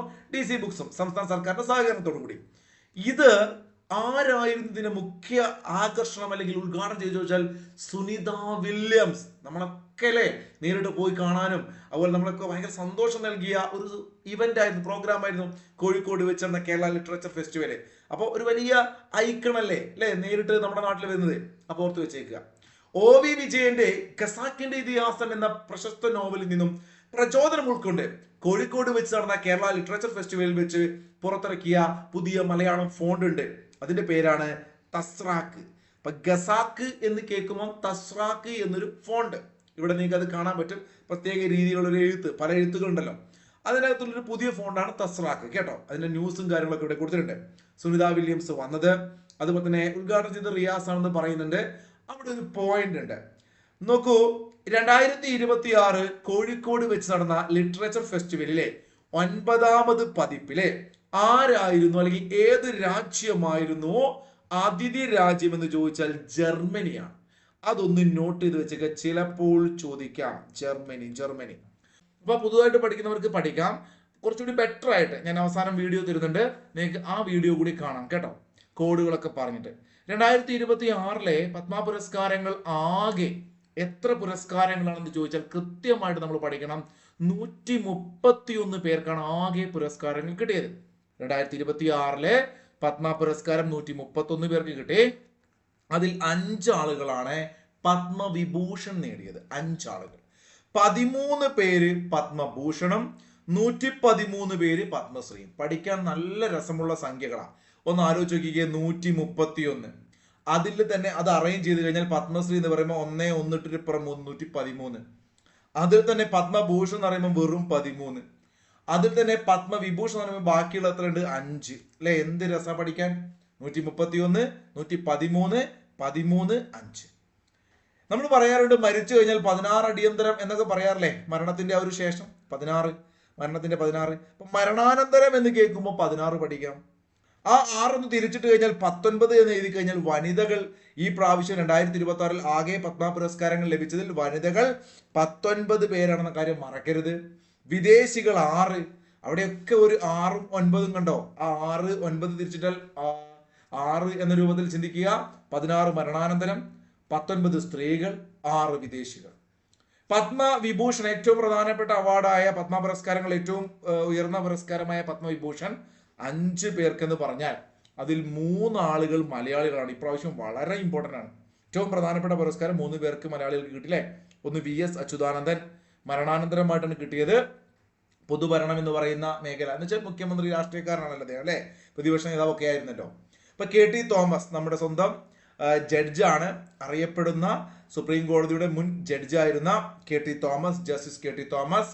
അതുപോലെ P നാരായണൻ, ഇദ്ദേഹം വളരെ അറിയപ്പെടുന്ന ഒരു പത്രപ്രവർത്തകനും വിദ്യാഭ്യാസ സാഹിത്യ ചിന്തകനും ഒക്കെ ആയിരുന്നു P നാരായണൻ. ഇപ്പൊ P Narayanan, VS Achuthanandan, KT Thomas. അതുപോലെ തന്നെയാണ് കുമാരി N രാജം. കലാമേഖലയിൽ ഇവര് സ്വദേശം തമിഴ്നാടാണ്. മലയാളമൊക്കെ ആയിട്ട് കേരളമൊക്കെ ആയിട്ട് ചെറിയൊരു ബന്ധമുണ്ടെങ്കിലും ഇവരുടെ സ്വദേശം തമിഴ്നാടാണ്. ഇവര് UP ആയിട്ടാണ് ഈ പ്രാവശ്യം പത്മവിഭൂഷൺ കിട്ടുന്നത്. N രാജം. ധർമ്മേന്ദ്ര സിംഗ് ഡിയോൾ, അതും ഒരു കലാമേഖലയാണ്, സിനിമാ മേഖലയുമാണ്. മരണാനന്തര ബഹുമതിയായിട്ട് മഹാരാഷ്ട്ര സർക്കാരിന്റെ ഭാഗമായിട്ടാണ് ഇദ്ദേഹത്തിന് കിട്ടുന്നത്. ഓക്കെ, അപ്പൊ നമുക്ക് ഈ 5 പേരെ ഒന്ന് നോക്കാം. 5 പേരിൽ നമ്മൾ പറഞ്ഞു മലയാളികളായ 3 പേരിൽ 2 പേരൊന്ന് KT തോമസ് ആണ്. KT തോമസ്, ജസ്റ്റിസ് KT തോമസിന്റെ യഥാർത്ഥ പേര് കല്ലുപുരയ്ക്കൽ തോമസ്. പഠിച്ചു വെക്കണം, കല്ലുപുരയ്ക്കൽ തോമസ്. ഇദ്ദേഹത്തിന് പത്മഭൂഷൺ കിട്ടുന്നത് 2007 ഇപ്രാവശ്യം 2026 പത്മവിഭൂഷൺ കിട്ടുന്നു. 26, 2007, 26, 7 കഴിഞ്ഞിട്ട് 6 അങ്ങനെ ചിന്തിക്കട്ടോ. പത്മവിഭൂഷൺ കിട്ടുന്നു. കല്ലുപുരയ്ക്കൽ തോമസ്. കോട്ടയമായിരിക്കുമല്ലോ ഇദ്ദേഹത്തിന്റെ ജന്മസ്ഥലം. ഓക്കെ, ആലോചിച്ച് നോക്കുക. കാരണം ഇതിന്റെ കൃതി തന്നെയുണ്ട് കോട്ടയത്തിന്റെ പേരിൽ. ഏതൊക്കെ കൃതി? കോട്ടയത്തിന്റെ കഥ, സ്ക്രീനിൽ കാണുന്ന എനിക്കറിയില്ല. കോട്ടയത്തിന്റെ കഥ, സോളമന്റെ തേനീച്ചകൾ, ഇത് രണ്ടും ഇദ്ദേഹത്തിന്റെ കൃതികളാണ്. കുറ്റകൃത്യങ്ങളുടെ ദൈവശാസ്ത്രം, ജഡ്ജ് ആയതുകൊണ്ട് പഠിച്ചു വെക്കുക. കുറ്റകൃത്യങ്ങളുടെ ദൈവശാസ്ത്രം എന്ന കൃതി ഇദ്ദേഹത്തിൻ്റെതാണ്. 2 പതിറ്റാണ്ടിന്റെ പോർവിളികൾ, സോളമന്റെ തേനീച്ചകൾ, കോട്ടയത്തിന്റെ കഥ, കുറ്റകൃത്യങ്ങളുടെ ദൈവശാസ്ത്രം എന്ന കൃതി KT തോമസിൻ്റെതാണ്. ഇദ്ദേഹം കോട്ടയംകാരനാണെന്ന് പറഞ്ഞു. പത്മവിഭൂഷൺ കിട്ടിയ മറ്റൊരു വ്യക്തി പി നാരായണനാണ്. അദ്ദേഹം ഇടുക്കിക്കാരനാണ്. പി നാരായണൻ ഇടുക്കിയാണ് ഞാൻ പറഞ്ഞല്ലോ. ഈ പറഞ്ഞ ജന്മഭൂമിയുടെയൊക്കെ പ്രധാനപ്പെട്ട പത്രത്തിലൊക്കെ പ്രവർത്തിച്ച, അല്ലെങ്കിൽ ഒരുപാട് എന്താ പറയുക, വിദ്യാഭ്യാസ പ്രവർത്തകനും ഒക്കെ ആയിരുന്ന വ്യക്തിയാണ് ഇദ്ദേഹം കേട്ടോ. അപ്പം നാരായണൻ ഇടുക്കിക്കാരനാണ്. ആലോചിച്ച് വെക്കുക. KT തോമസ് കിട്ടി. പിന്നെ VS അച്യുതാനന്ദനെ കുറിച്ച് ഞാൻ പറയാം. VSനെ കുറിച്ച് പറയുന്നതിന് മുമ്പായിട്ട് നമുക്ക് മറ്റ് 2 പത്മവിഭൂഷൺ കിട്ടിയ ആളുകളെ ഒന്ന് പറയാം. സ്വദേശം പഞ്ചാബിലാണ് ധർമ്മേന്ദ്ര സിംഗ് ദിയോളിന്റെ. പക്ഷെ ഞാൻ പറഞ്ഞല്ലോ, അദ്ദേഹം മഹാരാഷ്ട്രയ്ക്ക് വേണ്ടിയിട്ടാണ് ഈ പ്രാവശ്യം നമ്മുടെ അവാർഡിലേക്ക് എത്തിയത്. മഹാരാഷ്ട്ര സർക്കാരാണ് ഇദ്ദേഹത്തെ നോമിനേറ്റ് ചെയ്തത്. അപ്പൊ ധർമ്മേന്ദ്ര സിംഗ് ഡിയോൾ ഈ ഫോട്ടോ ഒക്കെ നിങ്ങൾക്ക് ഓർമ്മയുണ്ടാവും. കുട്ടിക്കാലത്തൊക്കെ എവിടെയെങ്കിലും സിനിമയിലൊക്കെ കണ്ട ഓർമ്മയുണ്ടാവും. ഇദ്ദേഹത്തെ കുറിച്ച് പറയുകയാണെങ്കിൽ ഇദ്ദേഹം രാജസ്ഥാനിലെ ബിക്കാനീർ നിന്നും MP ആയി തെരഞ്ഞെടുക്കപ്പെട്ടിരുന്നു. സ്വദേശം പഞ്ചാബാണെന്ന് പറഞ്ഞു. 2012 പത്മഭൂഷൺ കിട്ടിയിരുന്നു. പത്മവിഭൂഷൺ കിട്ടി. മരണാനന്തര ബഹുമതിയാണ് VSനും ഇദ്ദേഹത്തിനും ധർമ്മേന്ദ്ര സിംഗ് ദിയോൾ. മറ്റൊന്ന് നമ്മൾ നേരത്തെ പറഞ്ഞ തമിഴ്നാട് സ്വദേശിയായിട്ടുള്ള N രാജം. മേഡത്തിനും പത്മശ്രീ കിട്ടിയത് 84-ലും 2004-ൽ പത്മഭൂഷൺ കിട്ടിയിരുന്നു. ഇപ്രാവശ്യം 2026-ൽ പത്മവിഭൂഷണം കിട്ടുന്നു N രാജം. ഇനി നമുക്ക് പറയേണ്ടത് VSനെ കുറിച്ചാണ്. അപ്പൊ ഞാൻ പറഞ്ഞു വന്നത്, VSനെ കുറിച്ച് പറയുന്നതിന് മുമ്പായിട്ട് നിങ്ങൾക്ക് സ്ക്രീനിൽ കാണാൻ പറ്റും. ഇത്രയും നേരം എങ്ങാനും വീഡിയോ കണ്ട കൂട്ടുകാരുണ്ടെങ്കിൽ, മിക്കവാറും കാണാൻ സാധ്യതയില്ല, കാരണം ഞാൻ ഇത് മുമ്പ് എടുത്തിട്ടുണ്ട്. നമ്മുടെ പിള്ളേരൊക്കെ ഇത് കണ്ടത് കൊണ്ട് വീണ്ടും കാണാൻ സാധ്യതയില്ല. എന്നാൽ അടിപൊളി കോഡാക്കിയിട്ട് ഈ ഒരു പത്മ പുരസ്കാരം മുഴുവൻ ഞാൻ പറഞ്ഞിട്ടുണ്ട്. അപ്പൊ തീർച്ചയായിട്ടും അതിന്റെ ലിങ്ക് ഒന്നും ഇപ്പൊ നിങ്ങൾ സ്ക്രീനിൽ കാണാൻ നോക്കണ്ട. സ്ട്രൈക്കർ PSC എന്ന നമ്മുടെ ചാനലിൽ പോയിട്ട് നിങ്ങൾ വീഡിയോസ് ഒന്ന് സ്ക്രോൾ ചെയ്ത് കഴിഞ്ഞാൽ 2026-ലെ പത്മ പുരസ്കാരം കാണാം. ഇത് സ്ട്രൈക്കർ കോച്ചിങ് ആണ്. നമുക്ക് 2 യൂട്യൂബ് ചാനലുണ്ട്. 2 ചാനൽ സബ്സ്ക്രൈബ് ചെയ്തിട്ട് നിങ്ങൾ എന്ത് ചെയ്യുക, ബെൽ ബട്ടൺ ഒന്ന് ക്ലിക്ക് ചെയ്യുക കേട്ടോ. അപ്പൊ 2 ചാനലും ഫോളോ ചെയ്യാൻ വേണ്ടിയിട്ടാണ് അത് പറഞ്ഞത്. ഇപ്പൊ നമ്മൾ പത്മവിഭൂഷൺ എന്ന് പറയുമ്പോൾ അവിടെ VSനെ കുറിച്ച് വിശദമായിട്ട് അവിടെ പറയുന്നുണ്ട്. 5 പേരാണ്. 5 പേരും പഠിച്ചു. VS Achuthanandan, KT Thomas, Narayanan, N Rajam, Dharmendra Singh Deol അല്ലേ? ധർമ്മേന്ദ്ര സിംഗ് ദിയോൾ. ഇത്രയും പേര് പഠിച്ചു. ഇനി പത്മവിഭൂഷൺ കഴിഞ്ഞാൽ പിന്നെ പത്മഭൂഷൺ ആണ്. അത് 13 പേർക്ക്. 13 പഠിക്കുക എന്ന് പറഞ്ഞ ടാസ്ക് ആണ്. ആ 13-ൽ 11 പഠിച്ചില്ലെങ്കിലും നിങ്ങൾ എന്ത് ചെയ്യണം, 2 പേര് ഒരിക്കലും മറക്കരുത്. മമ്മൂട്ടിയും വെള്ളാപ്പള്ളി നടേശനും. 2026-ലെ പത്മഭൂഷൺ കിട്ടിയത് മമ്മൂക്കയ്ക്കും വെള്ളാപ്പള്ളിക്കുമാണ്. പഠിച്ചല്ലോ. കൂടാതെ ഭഗത് സിംഗ് ഖൊഷിയാരി എന്ന് പറയുന്ന പൊതുവിതരണത്തിലെ ഒരാൾക്ക്, ഞാനിപ്പോ ക്ലാസ് കാണാൻ പറഞ്ഞത് ആ ക്ലാസ്സിലാണ് ഇത് കോഡാക്കി പറയുന്നത് കേട്ടോ. അപ്പൊ ഇതൊന്ന് കേട്ടതിന് ശേഷം നിങ്ങൾ ആ ക്ലാസ് പോയി കേൾക്കുക, കോഡ് പഠിക്കുക. ഭഗത് സിംഗ് ഖൊഷിയാരി. നോരി ദത്തത്രേയലോ വൈദ്യശാസ്ത്രം. ഷിബു സോറൻ ജാർഖണ്ഡിലെ വ്യക്തിയാണ്, പൊതുഭരണവുമായി ബന്ധപ്പെട്ട വ്യക്തിയാണ്. അപ്പൊ ഭഗത് സിംഗ് ഖൊഷിയാരി, നോരി ദത്തത്രേയലോ, ഷിബു സോറൻ, ശതാവധാനി R ഗണേഷ്, മൈലാനന്ദൻ, പീയൂഷ് പാണ്ഡെ, കല്ലിപ്പെട്ടി രാമസ്വാമി പളനിസ്വാമി, ഉദയ് കൊട്ടക് എന്ന് പറയുന്നൊരു ബാങ്ക് ഒക്കെ ഇല്ലേ, ഇപ്പൊ നിങ്ങൾ കണ്ടിട്ടുണ്ടാവും മിക്കവാറും. ഒരുപാട് സ്ഥാപനങ്ങളൊക്കെ ഉണ്ട്. വ്യവസായിയാണ് ഉദയ് കൊട്ടക്. അൽക്ക യാഗ്നിക് ഗായികയാണ്. അറിയപ്പെടുന്ന ഹിന്ദി പിന്നണി ഗായികയായിരുന്നു അൽക്ക യാഗ്നിക്. വിജയ് അമൃത് രാജ്, അദ്ദേഹം സ്പോർട്സ് ആണ് മേഖല. അദ്ദേഹം ഇവിടെയുള്ള വിദേശിയാണ്.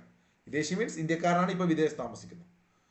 VK മൽഹോത്ര അദ്ദേഹവും ഈ പറയുന്ന പത്മഭൂഷൺ കിട്ടിയ 13 പേരിൽ പെട്ടതാണ്. അപ്പൊ പേരുകൾ പഠിക്കാൻ ഇച്ചിരി പ്രയാസമായിരിക്കും.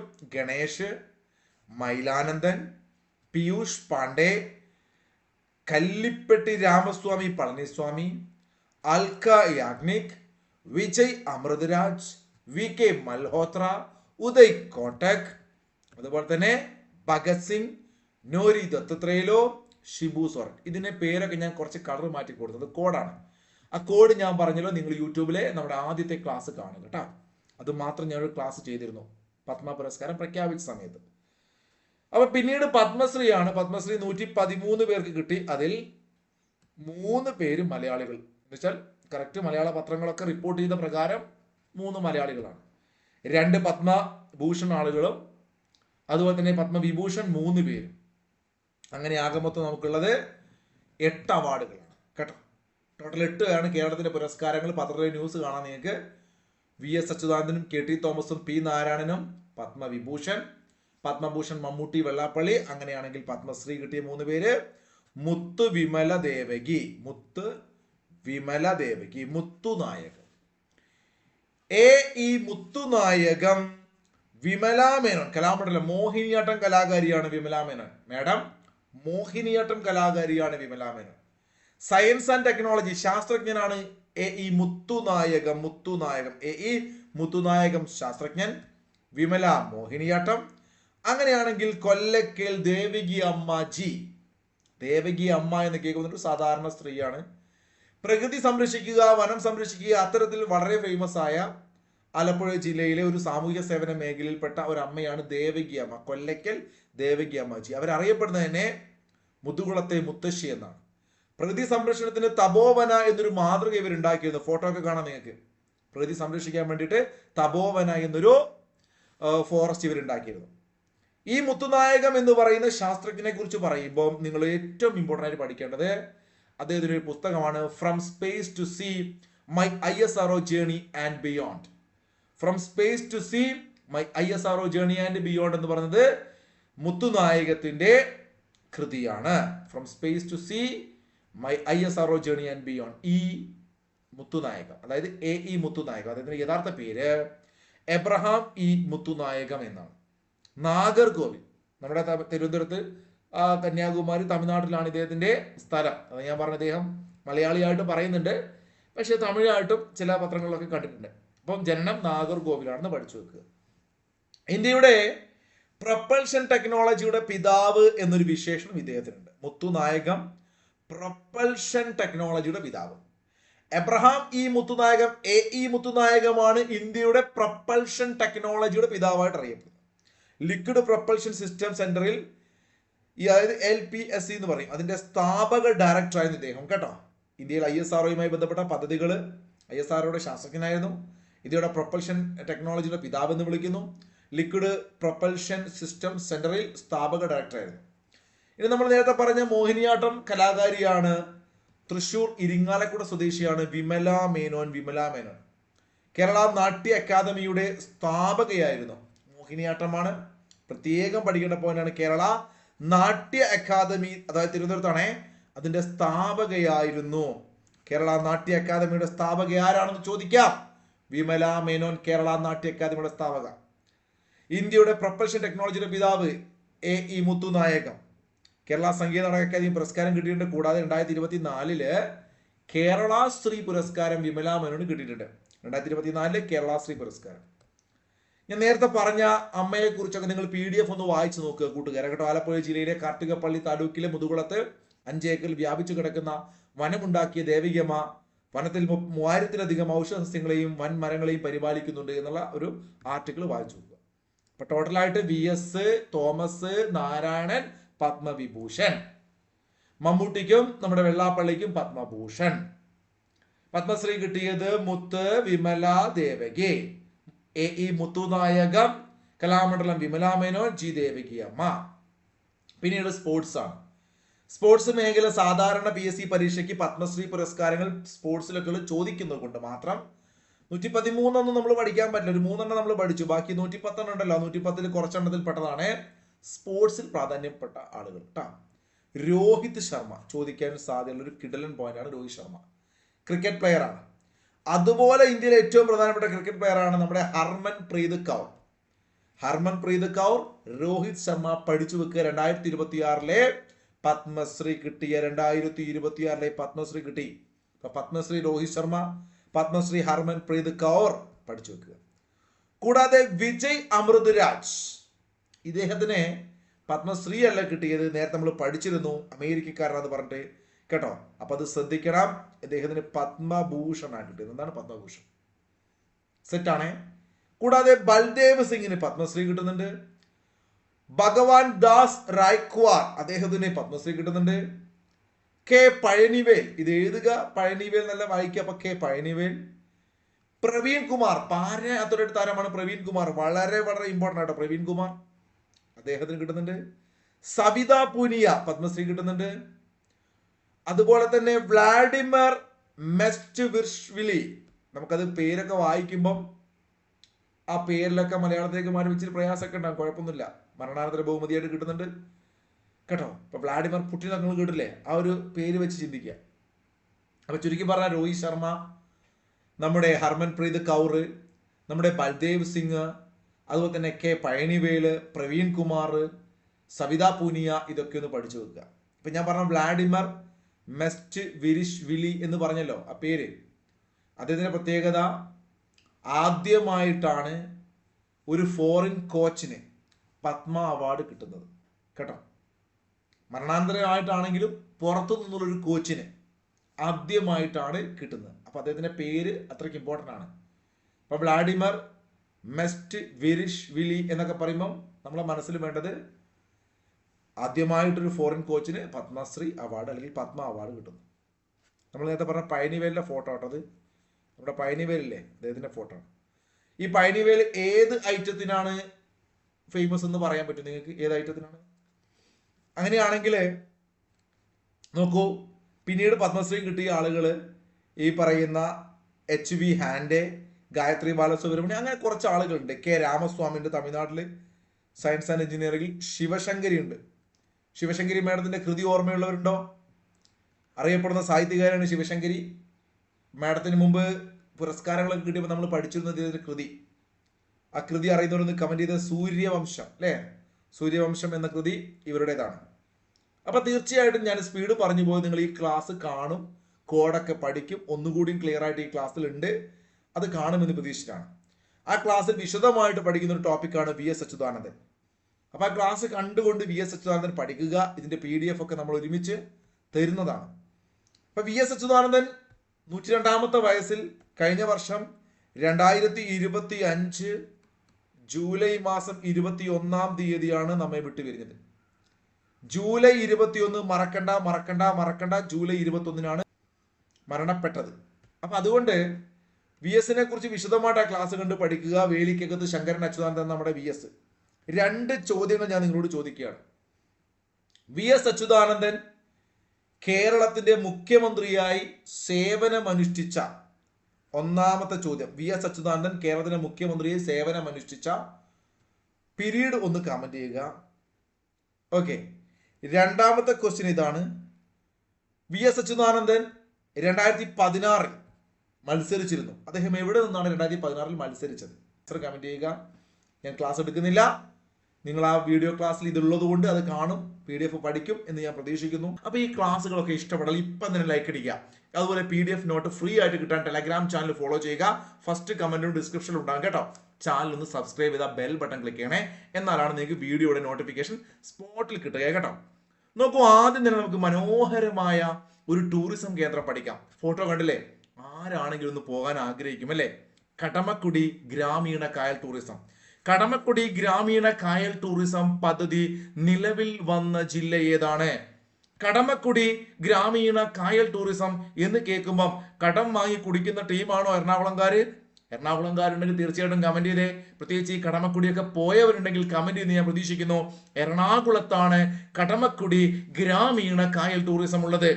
കുടുംബശ്രീ മിഷന്റെ 2026 13ാമത് സരസ് മേള വളരെ ഇമ്പോർട്ടന്റ് ആണ്. PSC പരീക്ഷകളിലെ സരസ് മേളകൾ ചോദ്യം വരാറുണ്ട്. അതുകൊണ്ട് തന്നെ മക്കളെ നിങ്ങൾ പഠിച്ചു വെക്കണം. കുടുംബശ്രീ മിഷൻ സംഘടിപ്പിക്കുന്ന 2026 13ാമത് ദേശീയ സരസ് മേളയുടെ വേദി എവിടെയാണ്? തൃത്താല. ഇവിടെ ഞാൻ തൃത്താല എന്നല്ല കൊടുത്തത്, എക്സാക്ട് സ്ഥലമാണ് കൊടുത്തത് കേട്ടോ. നമുക്ക് മാറ്റി എഴുതാം. തൃത്താല, പാലക്കാട്. തൃത്താലയുടെ MLA ആണ് നമ്മുടെ തദ്ദേശ സ്വയംഭരണ വകുപ്പ് മന്ത്രി ആര്? MP രാജേഷ്. അപ്പോൾ നിലവിലെ ഇലക്ഷൻ നടന്നു, റിസൾട്ട് വരാൻ പോവാണ്. നിങ്ങൾ കാണുമ്പോൾ പക്ഷേ അവിടുത്തെ MLA മാറിയിട്ടുണ്ടാവും. ഞാൻ ഈ ക്ലാസ് എടുക്കുന്ന സമയത്താണ് പറഞ്ഞു കേട്ടോ. അപ്പൊ ചാലിശ്ശേരി, പാലക്കാട് ചാലിശ്ശേരി തൃത്താലയിലായിരുന്നു 13ാമത് ദേശീയ സരസ്മേള. തൃത്താല 13ാമത് സരസ്മേള കൃത്യമായി പഠിക്കാം. കടമക്കുടി എവിടെയാണ്? എറണാകുളം ജില്ലയിലാണ്. കടമക്കുടി ഗ്രാമീണ കായൽ ടൂറിസം എറണാകുളം. തൃത്താലയിൽ 13ാമത് സരസ്. തൃത്താല. അങ്ങനെയാണെങ്കിൽ അടുത്ത ഇമ്പോർട്ടന്റ് ക്വസ്റ്റ്യൻ. 52ാമത് G7 ഉച്ചകോടിയുടെ വേദി. G7 France. സരസ് മേള തൃത്താലയിൽ ചാലിശ്ശേരി കേട്ടോ. അവിടെ ഒരു ചാല ആലോചിക്കണം കേട്ടോ, ചാലിശ്ശേരിന്ന്. അപ്പൊ അതുപോലെ ഫ്രാൻസ് ആണ് G7. കറക്റ്റ് പറയുകയാണെങ്കിൽ എവിയാൻ ലെസ് ബെയിൻസ് എന്ന് പറയുന്ന ഒരു സ്ഥലം, അവിടെയാണ് വേദി. പക്ഷെ നമ്മളോട് ചോദിക്കുക G7 ഏത് രാജ്യത്ത് വെച്ച് നടക്കുന്നു? G7 നടക്കുന്നത് ഫ്രാൻസിലാണ്. ഇന്ത്യയിലെ ആദ്യത്തെ ബയോ ഹാപ്പി ഡിസ്ട്രിക്റ്റ് വളരെ ഇമ്പോർട്ടന്റ് ആയ ചോദ്യമല്ലേ? ഇന്ത്യയിലെ ആദ്യത്തെ ബയോ ഹാപ്പി ഡിസ്ട്രിക്ട് ജില്ല ഏതാണ്?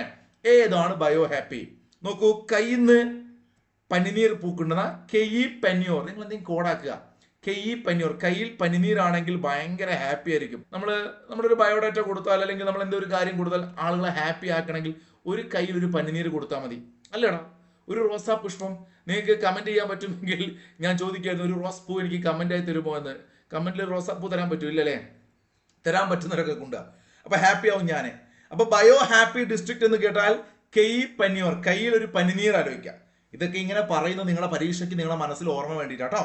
കയ്യിൽ ഒരു പനീർ ഉണ്ടെങ്കിൽ നിങ്ങൾ ഹാപ്പി ആയിരിക്കും. ബയോ ഹാപ്പി കെയി പനിയോർ, അരുണാചൽ പ്രദേശ്, AP അരുണാചൽ പ്രദേശ് കേട്ടോ. എന്താണ് ഈ ബയോ ഹാപ്പി എന്ന് ഉദ്ദേശിക്കുന്നത്? ഞാനതിന്റെ വിശദാംശങ്ങൾ പത്രക്കട്ടയും കൊടുത്തിട്ട് വായിച്ചു നോക്കുക. ഇന്ത്യൻ ഹരിത വിപ്ലവത്തിന്റെ പിതാവായ ഡോക്ടർ MS സ്വാമിനാഥൻ മുന്നോട്ട് വെച്ച ബയോ ഹാപ്പിനെസ് എന്ന ആശയത്തെ അടിസ്ഥാനമാക്കിയുള്ളതാണ് ഈ പദ്ധതി. ജൈവ വൈവിധ്യത്തെ അഥവാ ബയോഡൈവേഴ്സിറ്റി സംരക്ഷിച്ചുകൊണ്ട് മനുഷ്യന്റെ ആരോഗ്യം, പോഷണം, വരുമാനം എന്നിവ മെച്ചപ്പെടുത്തുക, പ്രകൃതിയും മനുഷ്യനും തമ്മിലുള്ള ഒരു സന്തുലിതാവസ്ഥ സൃഷ്ടിക്കുക എന്നതാണ് ഇതിന്റെ ലക്ഷ്യം. സംഗതി മനസ്സിലായല്ലോ? ഓവർ കാര്യങ്ങളൊന്നും പഠിക്കേണ്ട. എന്താണ് ഈ സംഗതി? ബയോ എന്ന് വെച്ചാൽ ബയോഡൈവേഴ്സിറ്റി സംരക്ഷിച്ചുകൊണ്ട് മനുഷ്യന്റെ ആരോഗ്യവും മറ്റുള്ള കാര്യങ്ങളൊക്കെ മെച്ചപ്പെടുത്തിയെടുക്കുക. എത്രയേ ഉള്ളൂ ബയോ ഹാപ്പി. നമ്മുടെ മനസ്സിൽ കെയി പനിയോർ. ലോകത്തിലെ ഏറ്റവും ഉയരം കൂടിയ കൊടുമുടിയായ നമ്മുടെ എവറസ്റ്റ്, അല്ലെ? എവറസ്റ്റ്.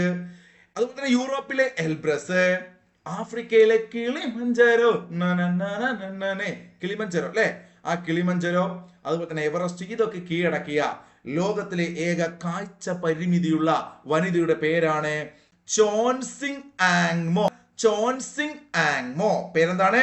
ചോൻസിങ് ആങ്മോ. ഒരു ചാൻസ് കിട്ടിയപ്പോ അല്ലെ, ഈ കാഴ്ച പരിമിതി ഒക്കെ ഉണ്ട്, തൽക്കാലം നമ്മൾ ആംഗ്യമൊക്കെ കാണിച്ച് കയറിപ്പോയി എന്ന് ആലോചിച്ച് വെക്കുക. പഠിക്കാൻ വേണ്ടി മാത്രം ആംഗ്യം കാണിക്കുന്നു എന്തുകൊണ്ട് അങ്ങനെയൊക്കെയാണ് പോയത് എന്ന് ആലോചിച്ച് വെച്ച് കഴിഞ്ഞാൽ, ചാൻസ് കിട്ടിയപ്പോൾ മാഡം ഈ പറയുന്ന പ്രധാനപ്പെട്ട കൊടുമുടികളൊക്കെ കീഴടക്കി. ചാൻസ് കിട്ടിയപ്പോൾ കുറച്ച് കാഴ്ച പരിമിതിയൊക്കെ ഉണ്ട് എന്ന് പഠിച്ചു വെക്കാൻ വേണ്ടി ചിന്തിക്കുക. എന്നിരുന്നാലും കയറിപ്പോയി. അപ്പൊ 3 പ്രധാനപ്പെട്ട കൊടുമുടികൾ, ലോകത്തിലെ ഉയരം കൂടിയ കൊടുമുടികൾ കീഴടക്കിയ കാഴ്ച പരിമിതിയുള്ള ആദ്യത്തെ വനിത അല്ലെങ്കിൽ ഏക വനിത ചോൻസിൻ ആങ്മോ.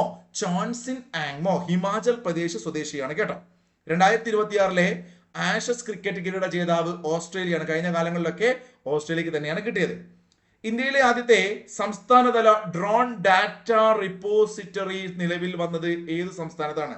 ഇന്ത്യയിലെ ആദ്യത്തെ സംസ്ഥാനതല ഡ്രോൺ ഡാറ്റ റിപ്പോസിറ്ററി നിലവിൽ വന്നത് മധ്യപ്രദേശിലാണ്. ഡ്രോണിന്റെ അത്യാവശ്യം പുതിയ സംവിധാനങ്ങളും സാങ്കേതിക വിദ്യയൊക്കെ ഉപയോഗിച്ചുകൊണ്ടുള്ള ഒരു സിസ്റ്റം, ഒരുപാട് കണക്കും ഡാറ്റയും കാര്യങ്ങളൊക്കെ കിട്ടാൻ വേണ്ടിയിട്ടത് മധ്യപ്രദേശിലാണ്.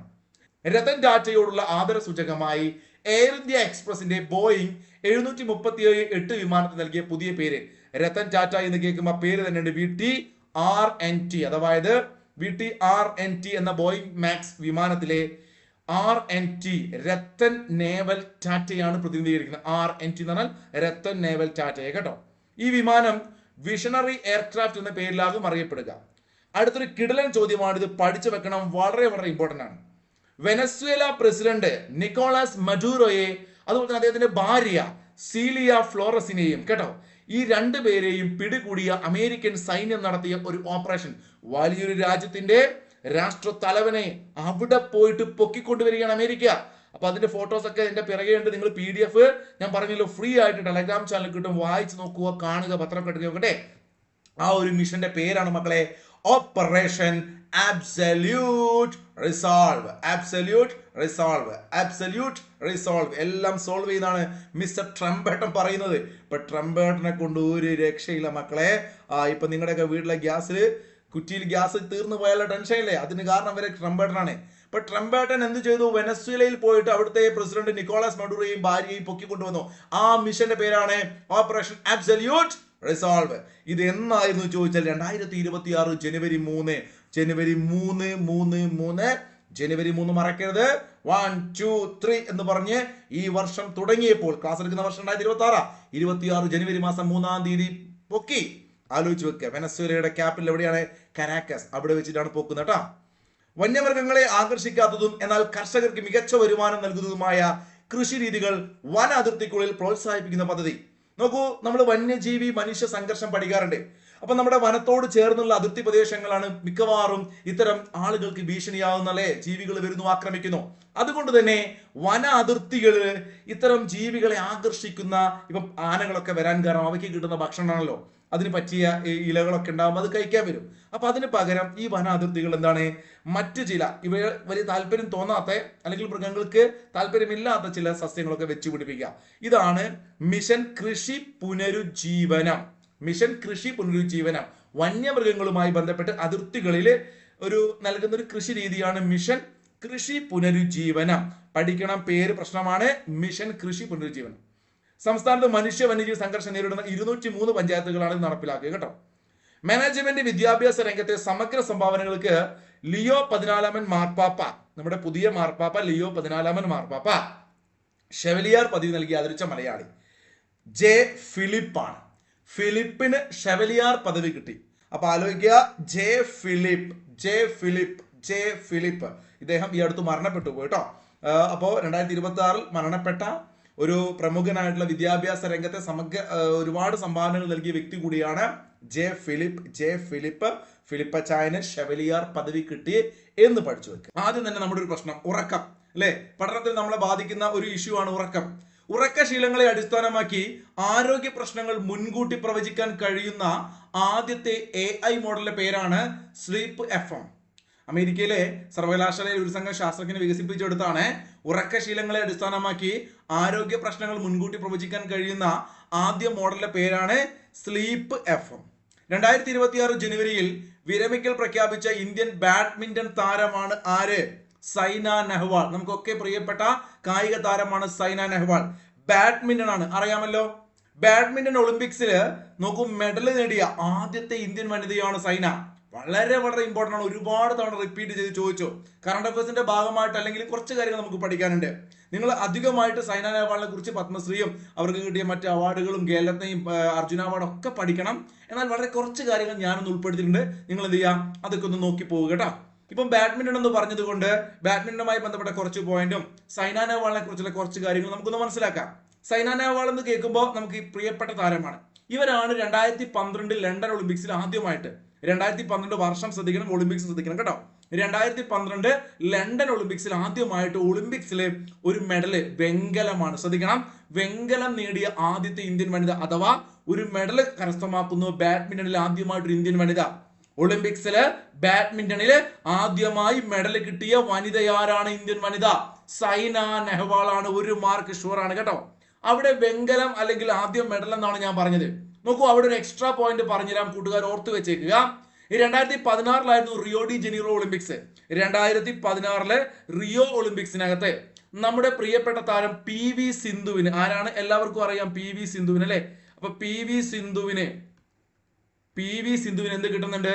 വെള്ളി കിട്ടുന്നുണ്ട്. പ്രത്യേകം ശ്രദ്ധിക്കണം, വെള്ളി മെഡൽ കിട്ടുന്നത് ആദ്യമായിട്ട് ഒരു ഒളിമ്പിക്സിൽ വെള്ളി ബാഡ്മിന്റണിൽ കിട്ടുന്നത് 2016 PV സിന്ധുവിനാണ്. ഓക്കെ ആണല്ലോ. ഓക്കെ, അത് ഏതാണ് ഒളിമ്പിക്സ്? അത് റിയോ ഡി ജനീറോ ഒളിമ്പിക്സ് ആണ്. എന്നാൽ 4 കൊല്ലം മുമ്പ് 2012 ലണ്ടൻ ഒളിമ്പിക്സിൽ ആദ്യമായിട്ട് ബാഡ്മിന്റണിൽ മെഡൽ നേടിയത് നമ്മുടെ പ്രിയപ്പെട്ട താരം സൈന നെഹ്വാൾ ആയിരുന്നു. സൈനയെ എന്താണ് വിളിക്കാറ്? അയൺ ബട്ടർഫ്ലൈ എന്ന് വിളിക്കാറുണ്ട്. അയൺ ബട്ടർഫ്ലൈ എന്നറിയപ്പെടുന്ന ആരാണ്? അയൺ ബട്ടർഫ്ലൈ നമ്മൾ PT ഉഷയെ വിളിക്കാറുണ്ട് പയ്യോളി എക്സ്പ്രസ് അല്ലെ. ട്രാക്കുകളുടെയും ഈ മൈതാനങ്ങളുടെയും റാണി എന്നൊക്കെ വിളിക്കാറുണ്ട്. അങ്ങനെ ചില വിശേഷണങ്ങൾ ഇമ്പോർട്ടന്റ് ആണ്. നോക്കൂ, അയൺ ബട്ടർഫ്ലൈ എന്നറിയപ്പെടുന്ന കായിക താരം ലേഡി ടെണ്ടുൽക്കർ എന്ന് വിളിച്ചിരുന്നത് മിതാലി രാജിനെയാണ്. മിതാലി രാജ് ലേഡി ടെണ്ടുൽക്കർ എന്ന് വിളിക്കാറുണ്ട്. അയൺ ബട്ടർഫ്ലൈ എന്നറിയപ്പെടുന്നു ആര്? സൈന നെഹ്വാൾ. പേര് ശ്രദ്ധിക്കാം, സൈന നെഹ്വാൾ. ഓക്കെ, ബാഡ്മിന്റണില് ലോക റാങ്കിങ്ങിൽ ഏറ്റവും പ്രധാനപ്പെട്ടതാണ്.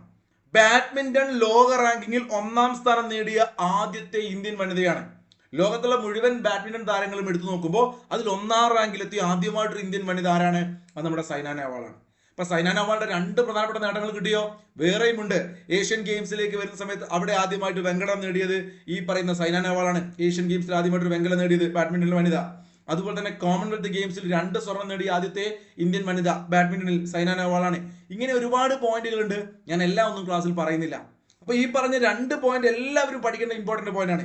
ഒന്ന്, ഒളിമ്പിക്സിൽ ആദ്യമായി ഒരു മെഡല് ബാഡ്മിന്റണിൽ നേടുന്ന വനിതാ താരമാണ്, വെങ്കലമായിരുന്നു. 2012 ലണ്ടൻ ഒളിമ്പിക്സ് ആയിരുന്നു സൈന.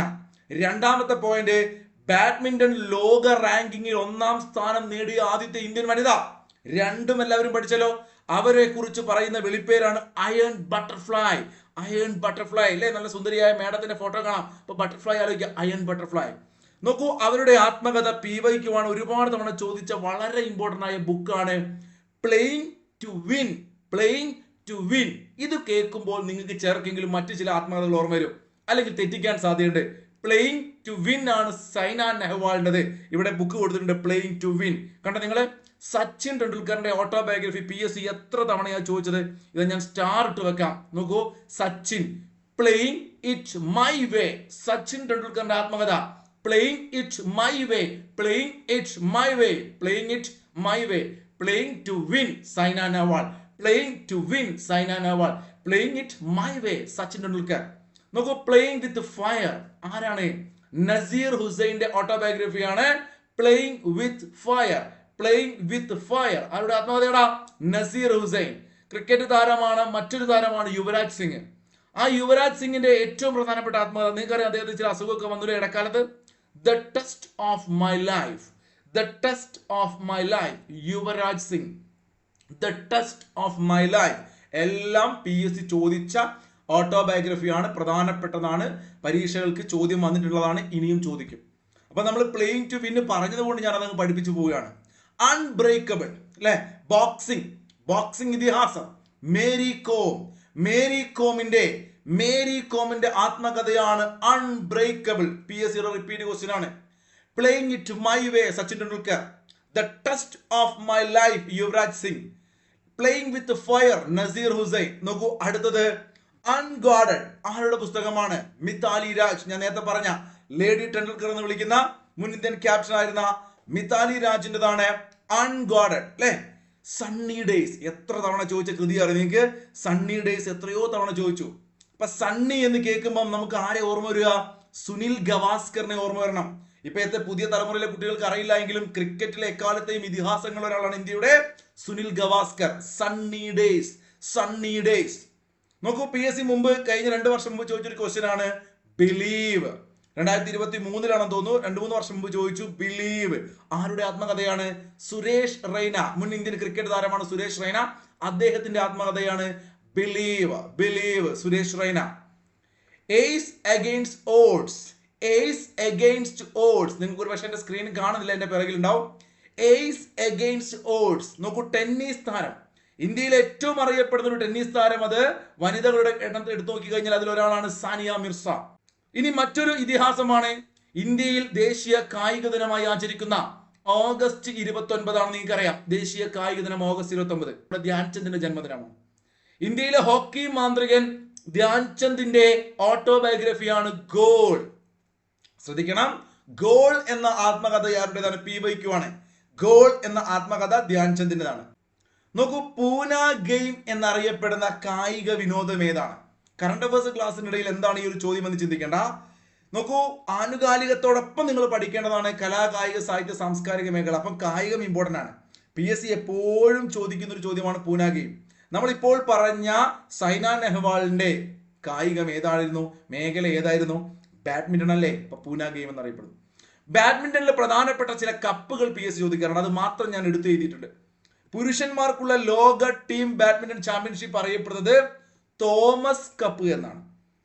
അതുപോലെ തന്നെ വനിതകൾക്കാണെങ്കിൽ അത് യൂബർ കപ്പ് എന്ന് വിളിക്കും. പഠിച്ചു വെക്കുക. തോമസ് സുധീറും കൂടിയും ഊബർ വിളിച്ചു പോയി എന്നൊക്കെ പറയാറുണ്ട് പിള്ളേര്. തോമസ് സുധീറും ഊബർ വിളിച്ചു പോയി എന്ന് പറയാറ് എന്ത്? ബാഡ്മിന്റൺ കളിക്കാൻ. അപ്പൊ Uber cup, Sudirman cup, Thomas cup, Yonex cup ഇതെല്ലാം എന്തുമായി ബന്ധപ്പെട്ടതാണ്? ബാഡ്മിന്റണുമായി ബന്ധപ്പെട്ടതാണ്. അപ്പൊ പഠിച്ചു വെച്ചേക്കുക. ഇതിങ്ങനെയാണ് ചോദിക്കുക. ഈ ഹോക്കി, ക്രിക്കറ്റ്, ബാഡ്മിന്റൺ ഇതുമായി ബന്ധപ്പെട്ട ചില പ്രധാനപ്പെട്ട ടൂർണമെന്റുകൾ അതൊക്കെ പേര് പഠിക്കണം. ഇപ്പൊ ഡ്യൂറന്റ് എന്ന് കേൾക്കുമ്പോൾ ഫുട്ബോളിലേക്ക് പോകണം. ഇപ്പൊ തോമസ് എന്ന് കേൾക്കുമ്പോൾ ഇനി ബാഡ്മിന്റൺ ആണെന്ന് പറയണം. Thomas cup, Uber cup, Sudirman cup, Yonex cup. പ്രധാനപ്പെട്ട ബാഡ്മിന്റൺ താരങ്ങൾ നിങ്ങൾ മനസ്സിലാക്കി വെക്കണം. ഇത്രയും ആളുകളെ തന്നെ പഠിച്ചാൽ നിങ്ങൾക്ക് ഒരു ഡിഗ്രി ലെവൽ എക്സാമിന് വരെ ഇന്ത്യയിലെ പ്രശസ്തരായ ബാഡ്മിന്റൺ താരങ്ങളെ കുറിച്ചൊരു ധാരണ ഉണ്ടാവും. നമ്മളൊക്കെ സിനിമയിൽ കാണുന്ന ദീപിക പദുക്കോൺ അല്ലേ, മേഡത്തിന്റെ അച്ഛൻ പ്രകാശ് പദുക്കോൺ. ഇന്ത്യയിലെ ഏറ്റവും അറിയപ്പെടുന്ന ബാഡ്മിന്റൺ താരമായിരുന്നു പ്രകാശ് പദുക്കോൺ. വലിയ വീട്ടിൽ ദിജു, മലയാളിയാണ്, കോഴിക്കോട്ടുകാരനാണ്. വലിയ വീട്ടിൽ ദിജു ചോദിക്കും. വി ദിജു ഇന്ത്യയിൽ ഏറ്റവും അറിയപ്പെടുന്ന ഒരു ബാഡ്മിന്റൺ താരമാണ് വലിയ വീട്ടിൽ ദിജു. ഇവിടെ നടുക്ക് കാണാം അദ്ദേഹത്തെ. പ്രകാശ് പതുക്കോണെ പിന്നെ നിങ്ങൾ കാണുമ്പോൾ തന്നെ മനസ്സിലായിട്ടുണ്ടോ അല്ലെ? സ്ക്രീൻ നോക്കിയാൽ മതി. അതുപോലെ തന്നെ നമ്മുടെ PV സിന്ധുവിന്റെ ഒക്കെ ഗുരു ഉണ്ട്, P ഗോപിചന്ദ് അല്ലെ? P ഗോപിചന്ദ്, അദ്ദേഹത്തെ കാണാം. P ഗോപിചന്ദ്, PV സിന്ധു, സൈന നെഹ്വാൾ, ജ്വാല ഗൂട്ട. ഓരോരുത്തരും ഞാൻ സ്ക്രീനിൽ കാണിക്കുന്നില്ല, ഇതൊക്കെ നിങ്ങൾ ഒരു പക്ഷേ മുമ്പ് കേട്ട പേരുകളായിരിക്കും. ജ്വാല ഗൂട്ട. അതുപോലെ തന്നെ കിഡംബി ശ്രീകാന്ത്, ഏറ്റവും പ്രധാനപ്പെട്ട ഒരു താരമാണ് കിഡംബി ശ്രീകാന്ത്. ഇവിടെ കാണാം അദ്ദേഹത്തെ, കിഡംബി ശ്രീകാന്ത്. P കശ്യപ് ഉണ്ട്, എല്ലാവരുടെയും ഫോട്ടോ ഇല്ല. HS പ്രണോയ്, ഞാൻ അടയാളപ്പെടുത്താം, കഴിഞ്ഞ വർഷം PSC ചോദിച്ച ചോദ്യമാണ്. ട്രീസ ജോളി, PSC ചോദിച്ച ചോദ്യമാണ്, മലയാളികളാണ്. HS പ്രണോയ്, ട്രീസ ജോളി തുടങ്ങിയവർ മലയാളികളായ ഏറ്റവും അറിയപ്പെടുന്ന റീസെന്റ് ഈ കഴിഞ്ഞ വർഷമൊക്കെ PSC ചോദിച്ച കറണ്ട് അഫയേഴ്സിലെ ചോദ്യങ്ങളാണ്. അപ്പൊ കറണ്ട് അഫയേഴ്സിലെ മാർക്ക് കിട്ടാൻ മനസ്സിലായല്ലോ. HS പ്രണോയ് ഏത് കായിക മേഖലയുമായി ബന്ധപ്പെട്ട വ്യക്തിയാണ്? ബാഡ്മിന്റൺ. ട്രീസ ജോളി ഏത് കായികം? ബാഡ്മിന്റൺ. ലക്ഷ്യ സെൻ, മലയാളി അല്ലെങ്കിലും ചോദിച്ചു കഴിഞ്ഞ വർഷം. ലക്ഷ്യ സെൻ ഈ പറയുന്ന ബാഡ്മിന്റൺ. സാത്വിക് സായിരാജ്, രംഗി റെഡ്ഡി അല്ലേ? ചിരാഗ് ഷെട്ടി, രണ്ട് പേരുകളാ. സ്വാതിക് സായിരാജ്, ചിരാഗ് ഷെട്ടി. ഞാൻ കഴിഞ്ഞ വർഷം ഗേലത്തെ പഠിപ്പിച്ചപ്പോൾ പറഞ്ഞ കോഡ് എനിക്ക് ഇപ്പോഴും ഓർമ്മയുണ്ട്, സ്വാദുള്ള ചീര എന്ന്. അപ്പോൾ അങ്ങനെയൊക്കെ കോഡാക്കി നമ്മൾ പഠിച്ച രണ്ട് പേരാണ് കഴിഞ്ഞ കാലങ്ങളിൽ 2024 ശേഷം PSC പരീക്ഷയിൽ എത്രയോ തവണ റിപ്പീറ്റ് ചെയ്ത് വന്ന പേരുകളാണ്. സ്വാതിക് സായിരാജ്, രംഗി റെഡ്ഡി, ചിരാഗ് ഷെട്ടി. സാത്വിക് സായിരാജും ചിരാഗ് ഷെട്ടിയും. PC തുളസിയൊക്കെ പഴയ താരമാണ്. അശ്വിനി പൊന്നപ്പ പഴയ താരമാണ്. അപ്പോൾ ഇതൊക്കെ നിങ്ങളൊന്ന് നോട്ട് ചെയ്ത് വെച്ചേക്കുക, ഒന്നുകൂടി റിപ്പീറ്റ് ചെയ്ത് കേൾക്കുക കേട്ടോ. ഞാൻ പറഞ്ഞു കഴിഞ്ഞ വർഷം ചോദിച്ചു എന്ന് പറയാൻ കാരണം ഏറ്റവും പ്രധാനപ്പെട്ട പേഴ്സൺസ് ആണ് സാത്വിക് സായിരാജും ചിരാഗ് ഷെട്ടിയും. നോക്കൂ, സാച്ചി എന്നിവർ അറിയപ്പെടാറുണ്ട്. സാത്വിക്കിന്റെ സായും ചിരാഗിന്റെ ചിയും. സാച്ചി, സാക്ഷിയല്ലേ? നമ്മൾ നേരത്തെ പറഞ്ഞു, നിങ്ങൾ ഓർക്കുന്നുണ്ടാവും, ലോക ബാഡ്മിന്റൺ റാങ്കിങ്ങിൽ ഒന്നാമതെത്തിയ ആദ്യത്തെ ഇന്ത്യൻ വനിത സൈന നെഹ്വാൾ ആണ്. ലോക റാങ്കിങ്ങിൽ ഒന്നാം സ്ഥാനത്തെത്തുന്ന ആദ്യത്തെ ഇന്ത്യൻ ഡബിൾസ് ജോഡിയായിട്ട് മാറിയത്. ഇങ്ങനെ ഒരു റെക്കോർഡ് ഇവർക്ക് മാത്രമാണുള്ളത്. എന്താണ്? ഡബിൾസിൽ. ഇതിനു മുമ്പ് ബാഡ്മിന്റൺ ലോക ഒന്നാം റാങ്കിങ്ങിൽ എത്തിയത് ഒന്ന് നമ്മുടെ പ്രകാശ് പതുക്കോണായിരുന്നു, 2 സൈന നെഹ്വാൾ ആയിരുന്നു, 3 കിഡംബി ശ്രീകാന്ത് ആയിരുന്നു. ബാക്കി ഞാൻ ഇപ്പൊ പറഞ്ഞ പേരുകാരൊന്നും ലോക ഒന്നാം നമ്പറിൽ എത്തിയിട്ടില്ല. പ്രകാശ് പതുക്കോണും അതുപോലെ തന്നെ കിഡംബി ശ്രീകാന്തും അതുപോലെ തന്നെ നമ്മുടെ സൈന നെഹ്വാൾ എത്തിയിരുന്നു. അപ്പൊ ഇവിടെ ശ്രദ്ധിക്കേണ്ട പോയിന്റ് ഇതാണ്, ലോക റാങ്കിങ്ങിൽ ഒന്നാം സ്ഥാനത്തെത്തിയ ആദ്യത്തെ ഡബിൾസ് ജോഡിയായി ചരിത്രം കുറിച്ചതാരെന്ന് ചോദിച്ചാൽ സാച്ചി ടീം അല്ലെങ്കിൽ സാത്വിക് സായിരാജ്, ചിരാഗ് ഷെട്ടി. കിട്ടുമല്ലോ? കിട്ടും. 2025 ലോക ചാമ്പ്യൻഷിപ്പിൽ ഇവർക്ക് വെങ്കലം കിട്ടി. ഇത് വളരെ വളരെ ഇമ്പോർട്ടന്റ് ആണ് കറണ്ട് അഫയേഴ്സിൽ. 2025 ലോക ബാഡ്മിന്റൺ ചാമ്പ്യൻഷിപ്പിൽ വെങ്കലം നേടിയതാരാണ് ചോദിച്ചാൽ സാത്വിക് സായിരാജ്, ചിരാഗ് ഷെട്ടി സഖ്യമാണ്. നോക്കൂ, 2022 ലോക ചാമ്പ്യൻഷിപ്പിൽ ഇവർക്ക് എന്ത് കിട്ടിയിരുന്നു? വെങ്കലം കിട്ടിയിരുന്നു. അപ്പൊ ഇവർക്ക് രണ്ടാം തവണയാണ് കിട്ടുന്നത്. ലോക ചാമ്പ്യൻഷിപ്പിൽ 2022 വെങ്കലം കിട്ടിയിരുന്നു. ഇപ്പൊ ഈ കഴിഞ്ഞ ഏറ്റവും ലേറ്റസ്റ്റ് 2025 ലോക ബാഡ്മിന്റൺ ചാമ്പ്യൻഷിപ്പിൽ വെങ്കലം കിട്ടിയിരുന്നു കേട്ടോ. ഇവർക്ക് 2023 അന്ന് ഈ പറയുന്ന 22 ലോക ചാമ്പ്യൻഷിപ്പിൽ വെങ്കലം കിട്ടിയത് കൊണ്ട് അതിനുശേഷം ഇവർക്ക് ഇന്ത്യ സർക്കാർ എന്ത് നൽകിയിരുന്നു? ഖേൽരത്ന പുരസ്കാരം നൽകിയിരുന്നു 23. അതും കൂടി ഒന്ന് നോട്ട് ചെയ്ത് വെച്ചേക്കുക. ഇനിയും ഇവരെ കുറിച്ച് പോയിന്റുകൾ ഉണ്ട്, തീർന്നിട്ടില്ല. ഞാനിപ്പോ ക്ലാസ് നീണ്ടു പോകുന്നുണ്ട്, ബോറടിക്കുന്നുണ്ട്, അവസാനിപ്പിക്കാറ് ഇവരെ കുറിച്ചുള്ള പോയിന്റുകൾ. കാരണം ഒരുപാട് പഠിച്ചാൽ നിങ്ങൾക്ക് ഓർമ്മ ഉണ്ടാവില്ല. അപ്പൊ ഇത്രയും നിങ്ങൾ ഓർത്തു വെക്കുക. 3 പ്രധാനപ്പെട്ട പോയിന്റ്. ഒന്ന്, ലോക റാങ്കിങ്ങിൽ ഒന്നാം സ്ഥാനത്തെത്തുന്ന ആദ്യത്തെ ഇന്ത്യൻ ഡബിൾസ് ജോഡിയാണ് ഇവര്. രണ്ടാമത്തത് 2025 ലോക ചാമ്പ്യൻഷിപ്പിൽ വെങ്കലം കിട്ടി. ഓക്കെയാണ്. മൂന്നാമത്തത് 23 ധ്യാൻചന്ദ് ഖേൽരത്ന പുരസ്കാരം കിട്ടി. ചോദിക്കാൻ സാധ്യതയുണ്ട്, സാക്ഷി എന്നറിയപ്പെടുന്നു. മക്കളെ, 79ാമത് സന്തോഷ് ട്രോഫി വളരെ വളരെ ഇമ്പോർട്ടന്റ് ആണ്. 79ാമത് സന്തോഷ് ട്രോഫി 2026 നടക്കുന്നു. എവിടെ വെച്ചിട്ടാണ് നടന്നതെന്ന് ചോദിച്ചാൽ അത് ആസാമിൽ വെച്ചിട്ടായിരുന്നു. ഫെബ്രുവരി മാസം 8-ാം തീയതി 2026 അതിന്റെ ഫൈനൽ മത്സരം നടന്നു. മലയാളികളെ സംബന്ധിച്ച് മലയാളികളെല്ലാം ശ്രദ്ധിച്ച് നമ്മൾ കപ്പടിച്ചു എന്ന് വിചാരിച്ചെടുത്തു നിന്നും എനിക്ക് തോന്നുന്നു എക്സ്ട്രാ ടൈമിൽ 109ാമത്തെ ആ ഒരു സമയത്ത് എങ്ങനെയാണ് നമ്മുടെ മലയാളികളുടെ നെഞ്ച് തകർക്കുന്ന ആ ഗോള് വന്നത്. ആ ഗോൾ അടിച്ചത് അഭിഷേക് പവാർ. നല്ല പവറിൽ അടിയായിരുന്നു. അഭിഷേക് ബച്ചൻ കേട്ടിട്ടുണ്ടാവും. അഭിഷേകിന്റെ നല്ല പവറിലടി കേരളക്കാരെ തകർത്തു എന്നാലോചിക്കുക. എന്ന് വെച്ചാൽ കേരളം വീണ്ടും റണ്ണറപ്പായി. 79ാമത് സന്തോഷ് ട്രോഫിയിൽ മുത്തമിട്ടത് സർവീസസ് ആണ്. നടന്നത് ആസാമിൽ വെച്ചിട്ടാണ്.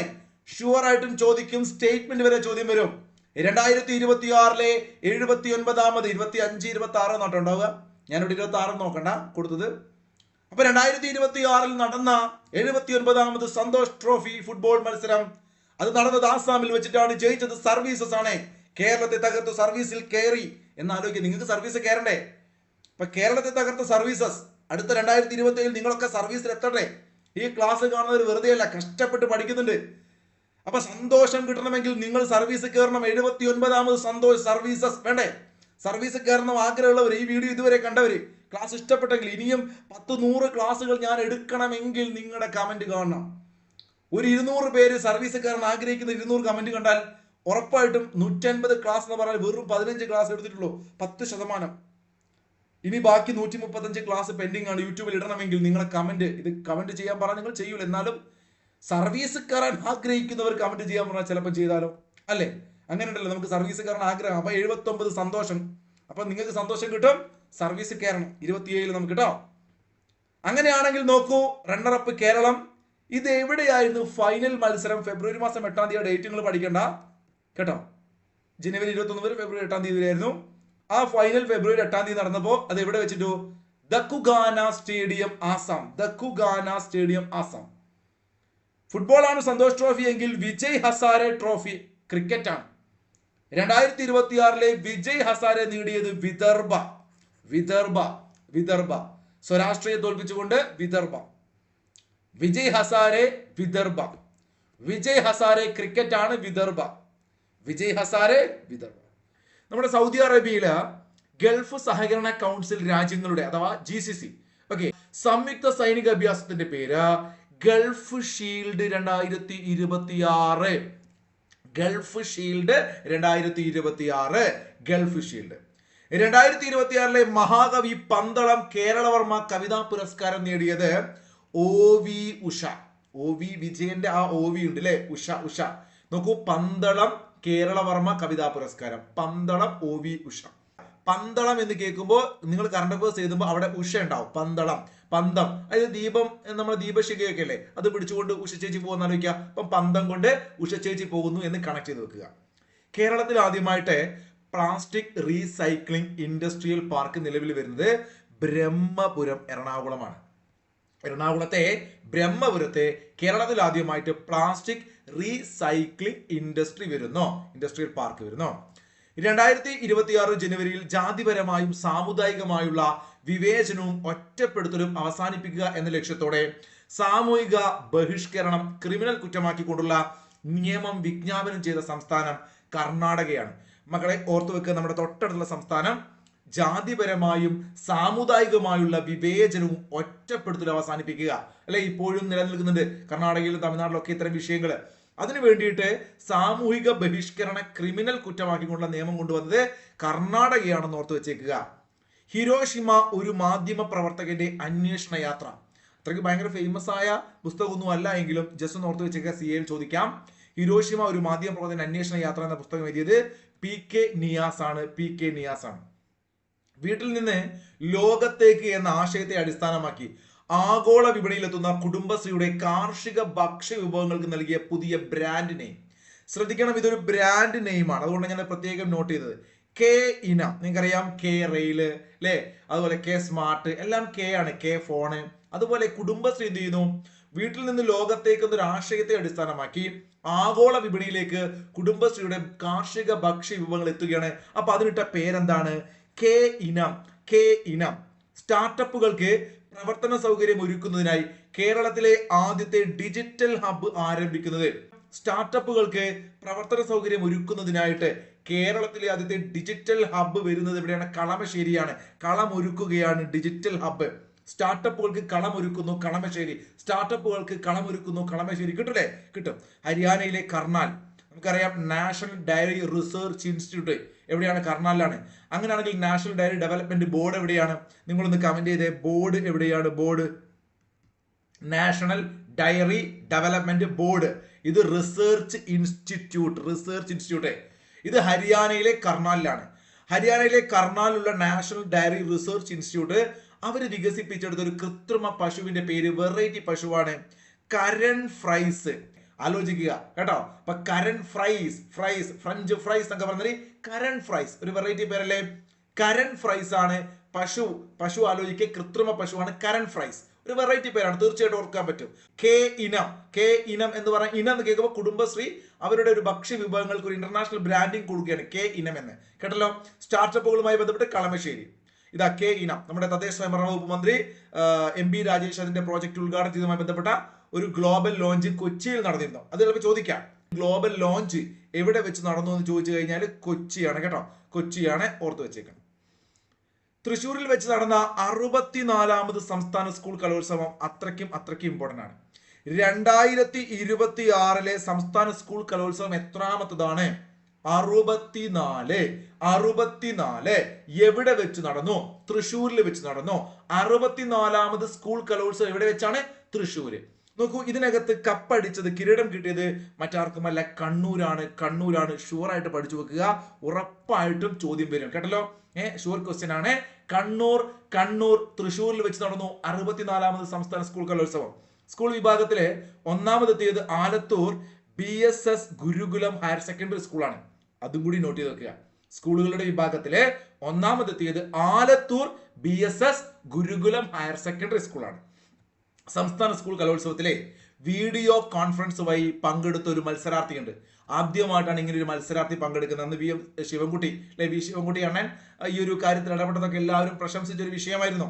സംസ്ഥാന സ്കൂൾ കലോത്സവത്തിൽ വീഡിയോ കോൺഫറൻസ് വഴി, ഒരു അസുഖം കാരണം ഒരു കുഞ്ഞിന് പങ്കെടുക്കാൻ പറ്റില്ല, ആ മോളെ എന്ത് ചെയ്തു? പങ്കെടുപ്പിച്ചു. പേര് സിയ ഫാത്തിമ. സംസ്ഥാന സ്കൂൾ കലോത്സവത്തിൽ വീഡിയോ കോൺഫറൻസ് വഴി പങ്കെടുത്ത ആദ്യ മത്സരാർത്ഥി സിയ ഫാത്തിമ. ഇന്ത്യയിൽ ആദ്യമായി ഡീപ് ടെക് സ്റ്റാർട്ട് പോളിസി നയം പുറത്തിറക്കിയ സംസ്ഥാനം. നോക്കൂ, ഡീപ് ടെക് സ്റ്റാർട്ടപ്പ് പോളിസി എന്ന് വെച്ച് കഴിഞ്ഞാൽ ഇത് പുതിയ സ്റ്റാർട്ടപ്പുകളെ പ്രോത്സാഹിപ്പിക്കാൻ വേണ്ടി തമിഴ്നാട് സർക്കാർ ഏകദേശം 100 കോടി രൂപയോളം ചെലവഴിച്ചുകൊണ്ട് ഒരു സംരംഭം തുടങ്ങിയതാണ് കേട്ടോ. തമിഴ്നാട് കണ്ട നിങ്ങൾ നമ്മുടെ MK ചാനലിന്റെ ഫോട്ടോ ഒക്കെ എന്റെ പിറകിലുണ്ട്. PDF നിങ്ങൾക്ക് ഫ്രീ ആയിട്ട് കിട്ടും. ടെലഗ്രാം ചാനൽ ഫോളോ ചെയ്യണേ എല്ലാവരും. ടെലഗ്രാം ചാനൽ ലിങ്ക് ഡിസ്ക്രിപ്ഷനിലും കമന്റിലുണ്ട്. അപ്പൊ അവിടെ ഡീപ് ടെക് സ്റ്റാർട്ടപ്പ് പോളിസി എന്ന് പഠിച്ചു വെച്ചേക്കുക. ഡീപ് ടെക് സ്റ്റാർട്ടപ്പ് പോളിസി തമിഴ്നാടാണ്. അദാനി ഗ്രൂപ്പ് എന്ന് കേൾക്കുമ്പോൾ നിങ്ങളുടെ മനസ്സിൽ എന്ത് വരും? ഒരു പ്രധാനപ്പെട്ട പോയിന്റ് ആണ് നമ്മുടെ വിഴിഞ്ഞം അദാനിയാണ്. തിരുവനന്തപുരത്തെ വിമാനത്താവളം അദാനിയാണ്. മൂപ്പരുടെ പണി എല്ലാം വാങ്ങിക്കുകയാണ്. അങ്ങനെ വാങ്ങിച്ച് അദാനി ചേട്ടൻ ഇന്ത്യയിൽ ഒരു വിധപ്പെട്ട പോർട്ടൊക്കെ വാങ്ങിച്ചു. ഇപ്പൊ ഭൂട്ടാനിലേക്ക് കടന്നു. ഭൂട്ടാൻ ലോട്ടറി എന്നൊക്കെ കേൾക്കാറില്ലേ? ലോട്ടറി അടിച്ചോന്ന് അറിയില്ല. ഭൂട്ടാൻ ലോട്ടറി അടിച്ചാലും ഇല്ലെങ്കിലും അദാനി ഗ്രൂപ്പ് 570 മെഗാവാട്ടിന്റെ ഒരു ജലവൈദ്യുത പദ്ധതി വാങ്ങിച്ചു. ഭൂട്ടാനിൽ പോയി വാങ്ങിച്ചു. അദാനി ചേട്ടൻ വാങ്ങിച്ചു ജലവൈദ്യുത പദ്ധതി. എവിടെയാണ്? ഭൂട്ടാനിലാണ് ആരംഭിച്ചത്. ന്യൂയോർക്ക് ആസ്ഥാനമായ institute four transportation and development പോളിസിയുടെ പ്രത്യേക ജൂറി പരാമർശത്തിന് അർഹത നേടിയത് കൊച്ചി വാട്ടർ മെട്രോയാണ്. ന്യൂയോർക്ക് ആസ്ഥാനമായ institute four transportation and development പോളിസിയുടെ പ്രത്യേക ജൂറി പരാമർശത്തിന് അർഹത നേടിയത് ഏത് പ്രോജക്റ്റാണ്? കേരളത്തിലെ കൊച്ചി വാട്ടർ മെട്രോ ആണ്. അരുണാചൽ പ്രദേശിൽ നിന്നും കണ്ടെത്തിയ പുതിയ തവളകൾ പല സ്ഥലത്തും കണ്ടെത്താറുണ്ട്. ഇതൊക്കെ കഴിഞ്ഞ വർഷങ്ങളിൽ PSC ചോദിച്ചിട്ടുണ്ട്. നിർബന്ധമായും പഠിക്കണേ. ലെപ്റ്റോബ്രാച്ചിയം സോമാനി അരുണാചൽ പ്രദേശിൽ പോയിട്ടും ഇത് കണ്ടെത്തിയത് ഒരു മലയാളിയാണ്. ഇതിന്റെ ഒരു പ്രധാനപ്പെട്ട പിന്നിൽ പ്രവർത്തിച്ചത് നമ്മുടെ ബിജു ആണ് അല്ലെ. നമ്മുടെ തവള മനുഷ്യൻ, ഫ്രോഗ് മാൻ എന്നൊക്കെ വിളിക്കുന്ന ബിജു. അപ്പൊ സത്യഭാമാദാസ് ബിജു അദ്ദേഹമാണ് ഈ ഒരു ഗവേഷണത്തിൽ ഉണ്ടായിരുന്ന പ്രധാനപ്പെട്ട വ്യക്തി. അതുകൊണ്ട് തന്നെ സോമേട്ടൻ ആലോചിക്കട്ടോ. ലെപ്റ്റോബ്രാച്ചിയം സോമാനി. സോമന് മച്ചിന്റെ മുകളിൽ നോക്കിയപ്പോൾ അവിടെ തവളയുണ്ട്. മെച്ചുക അല്ലെങ്കിൽ മെച്ചുണ്ടോ?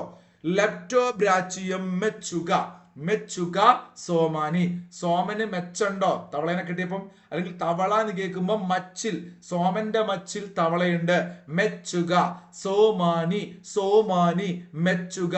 സോമന്റെ മച്ചിൽ തവളയുണ്ട്. അത് അരുണാചൽ പ്രദേശിലാണ്. കണ്ടെത്തിയ മനുഷ്യൻ സത്യഭാമാദാസ് ബിജു ആണ് അല്ലെ. SD ബിജു, സത്യഭാമാദാസ് ബിജു. SD ബിജു ആണ് എന്ത്? ഫ്രോഗ് മാൻ ഓഫ് ഇന്ത്യ എന്നറിയപ്പെടുന്നത്. ഇന്ത്യ റിപ്പബ്ലിക് ആയതിന്റെ എത്രാമത്തെ വാർഷികമാണ് 2026 ജനുവരി 26 നമ്മൾ ആഘോഷിച്ചത്? എന്ന് ചോദിച്ചു കഴിഞ്ഞാൽ കൂട്ടുകാർക്കറിയാം 77ാമത് റിപ്പബ്ലിക് ദിനാഘോഷങ്ങളാണ് നടന്നത് 2026. 1950 ജനുവരി 26 നമ്മൾ ആദ്യ വർഷം ആഘോഷിച്ചല്ലോ. അങ്ങനെ വെച്ച് നോക്കുമ്പോൾ 2026 എത്തി നിൽക്കുമ്പോൾ 77ാമത് റിപ്പബ്ലിക് ദിനാഘോഷമാണ്. നോക്കൂ, ഈ വർഷത്തെ റിപ്പബ്ലിക് ദിനാഘോഷത്തിന്റെ ഏറ്റവും പ്രധാനപ്പെട്ട ചോദ്യം എന്തായിരുന്നു പ്രമേയം എന്ന് ചോദിച്ചാൽ വന്ദേ മാതരത്തിന്റെ 150 വർഷങ്ങൾ എന്ന പ്രമേയത്തിൽ ഊന്നിക്കൊണ്ട് വികസിത ഭാരതം അല്ലെ, ആത്മനിർഭർ ഭാരത്, നമ്മൾ സ്വയം ഇന്ത്യക്കാര് അല്ലെ ഓരോരോ കാര്യങ്ങളിലേക്ക് തിരിയുന്നു, നമ്മൾ സ്വയം പര്യാപ്തരായി മാറുന്നു എന്നതായിരുന്നു കുറച്ച് കാലമായിട്ട് പ്രധാനപ്പെട്ട സബ് തീമായിട്ട് വെച്ചിരുന്നത് റിപ്പബ്ലിക് ദിന പരേഡിൽ. അപ്പൊ ഇപ്രാവശ്യം മെയിൻ തീമായിട്ട് വെച്ചത് വന്ദേ മാതരത്തിന്റെ 150 വർഷങ്ങൾ എന്നാണ്. സ്വാതന്ത്ര്യ മന്ത്രം വന്ദേ മാതരം, സമൃദ്ധിക്കാ മന്ത്രം ആത്മനിർഭർ ഭാരത്. വന്ദേ മാതരത്തിന്റെ 150 വർഷങ്ങൾ പഠിച്ചു വെച്ചേക്കുക. 2026 റിപ്പബ്ലിക് ദിന ആഘോഷങ്ങളുടെ അല്ലെങ്കിൽ ടാബ്ലോകളുമായി ബന്ധപ്പെട്ട പ്രധാനപ്പെട്ട തീം, ഈ തീമിലൂന്നിയായിരിക്കണം ഓരോരോ ടാബ്ലോകളും വരേണ്ടത്. ഓക്കെ ആണല്ലോ. വന്ദേ മാതരത്തിന്റെ 150ാം വാർഷികം പ്രമേയമാക്കി 2026 റിപ്പബ്ലിക് ദിന പരേഡിനുള്ള സംഗീതമൊരുക്കിയതാരെന്ന് ചോദിച്ചാൽ എം കീരവാണിയാണ് അല്ലെ. നാട്ടു നാട്ടു നാട്ടു നാട്ടു നാട്ടു അല്ലെ, നമ്മുടെ ഒരു പാട്ടില്ലടാ, പാട്ട് അങ്ങനെയാണെന്ന് എനിക്ക് ഓർമ്മയില്ലേ. അപ്പൊ നമ്മുടെ RRR എന്ന സിനിമയില് ഓസ്കാർ അവാർഡ് ലഭിച്ച ആ ഒരു ഗാനം, ആ ഗാനത്തിന്റെ കാര്യങ്ങളൊക്കെ ചെയ്ത എം കീരവാണി, അദ്ദേഹമാണ് ഈ പറയുന്ന 150ാം വാർഷികം പ്രമേയമാക്കി 2026 റിപ്പബ്ലിക് ദിന പരേഡിലുള്ള സംഗീതമൊരുക്കിയത്. മുഖ്യ അതിഥികളെ കുറിച്ച് നമുക്ക് പഠിക്കാം. എല്ലാ വർഷവും ചോദിക്കുന്ന പ്രധാനപ്പെട്ട ഒരു ചോദ്യമാണ് PSC പരീക്ഷയ്ക്ക്. റിപ്പബ്ലിക് ദിനാഘോഷത്തിന് മുഖ്യ അതിഥികൾ 2025 76ാമത് റിപ്പബ്ലിക് ദിനാഘോഷത്തിന്റെ മുഖ്യ അതിഥി ആരായിരുന്നു? അറിയുന്നൊന്ന് കമന്റ് ചെയ്തേ, ഞാനത് പറഞ്ഞുതരാം കേട്ടോ. എന്നാൽ ഈ പ്രാവശ്യം 77ാമത് റിപ്പബ്ലിക് ദിന പരേഡിന്റെ മുഖ്യ അതിഥികൾ ആരെന്ന് ചോദിച്ചാൽ വളരെ ഇമ്പോർട്ടന്റ് ആയിട്ട് പഠിക്കുക, അത് യൂറോപ്യൻ യൂണിയന്റെ പ്രതിനിധികളായിരുന്നു. ഇവിടെ യൂറോപ്യൻ കമ്മീഷന്റെ പ്രസിഡന്റ് ഉണ്ട്. കമ്മീഷൻ അടിക്കാൻ വേണ്ടി ചില ആളുകൾക്കൊക്കെ നമ്മൾ കമ്മീഷൻ കൊടുക്കാറുണ്ട് അല്ലെ. അപ്പൊ കമ്മീഷൻ കൊടുക്കാൻ വേണ്ടി ഇങ്ങനെ ലൈനിൽ നിൽക്കും ആലോചിക്കട്ടോ.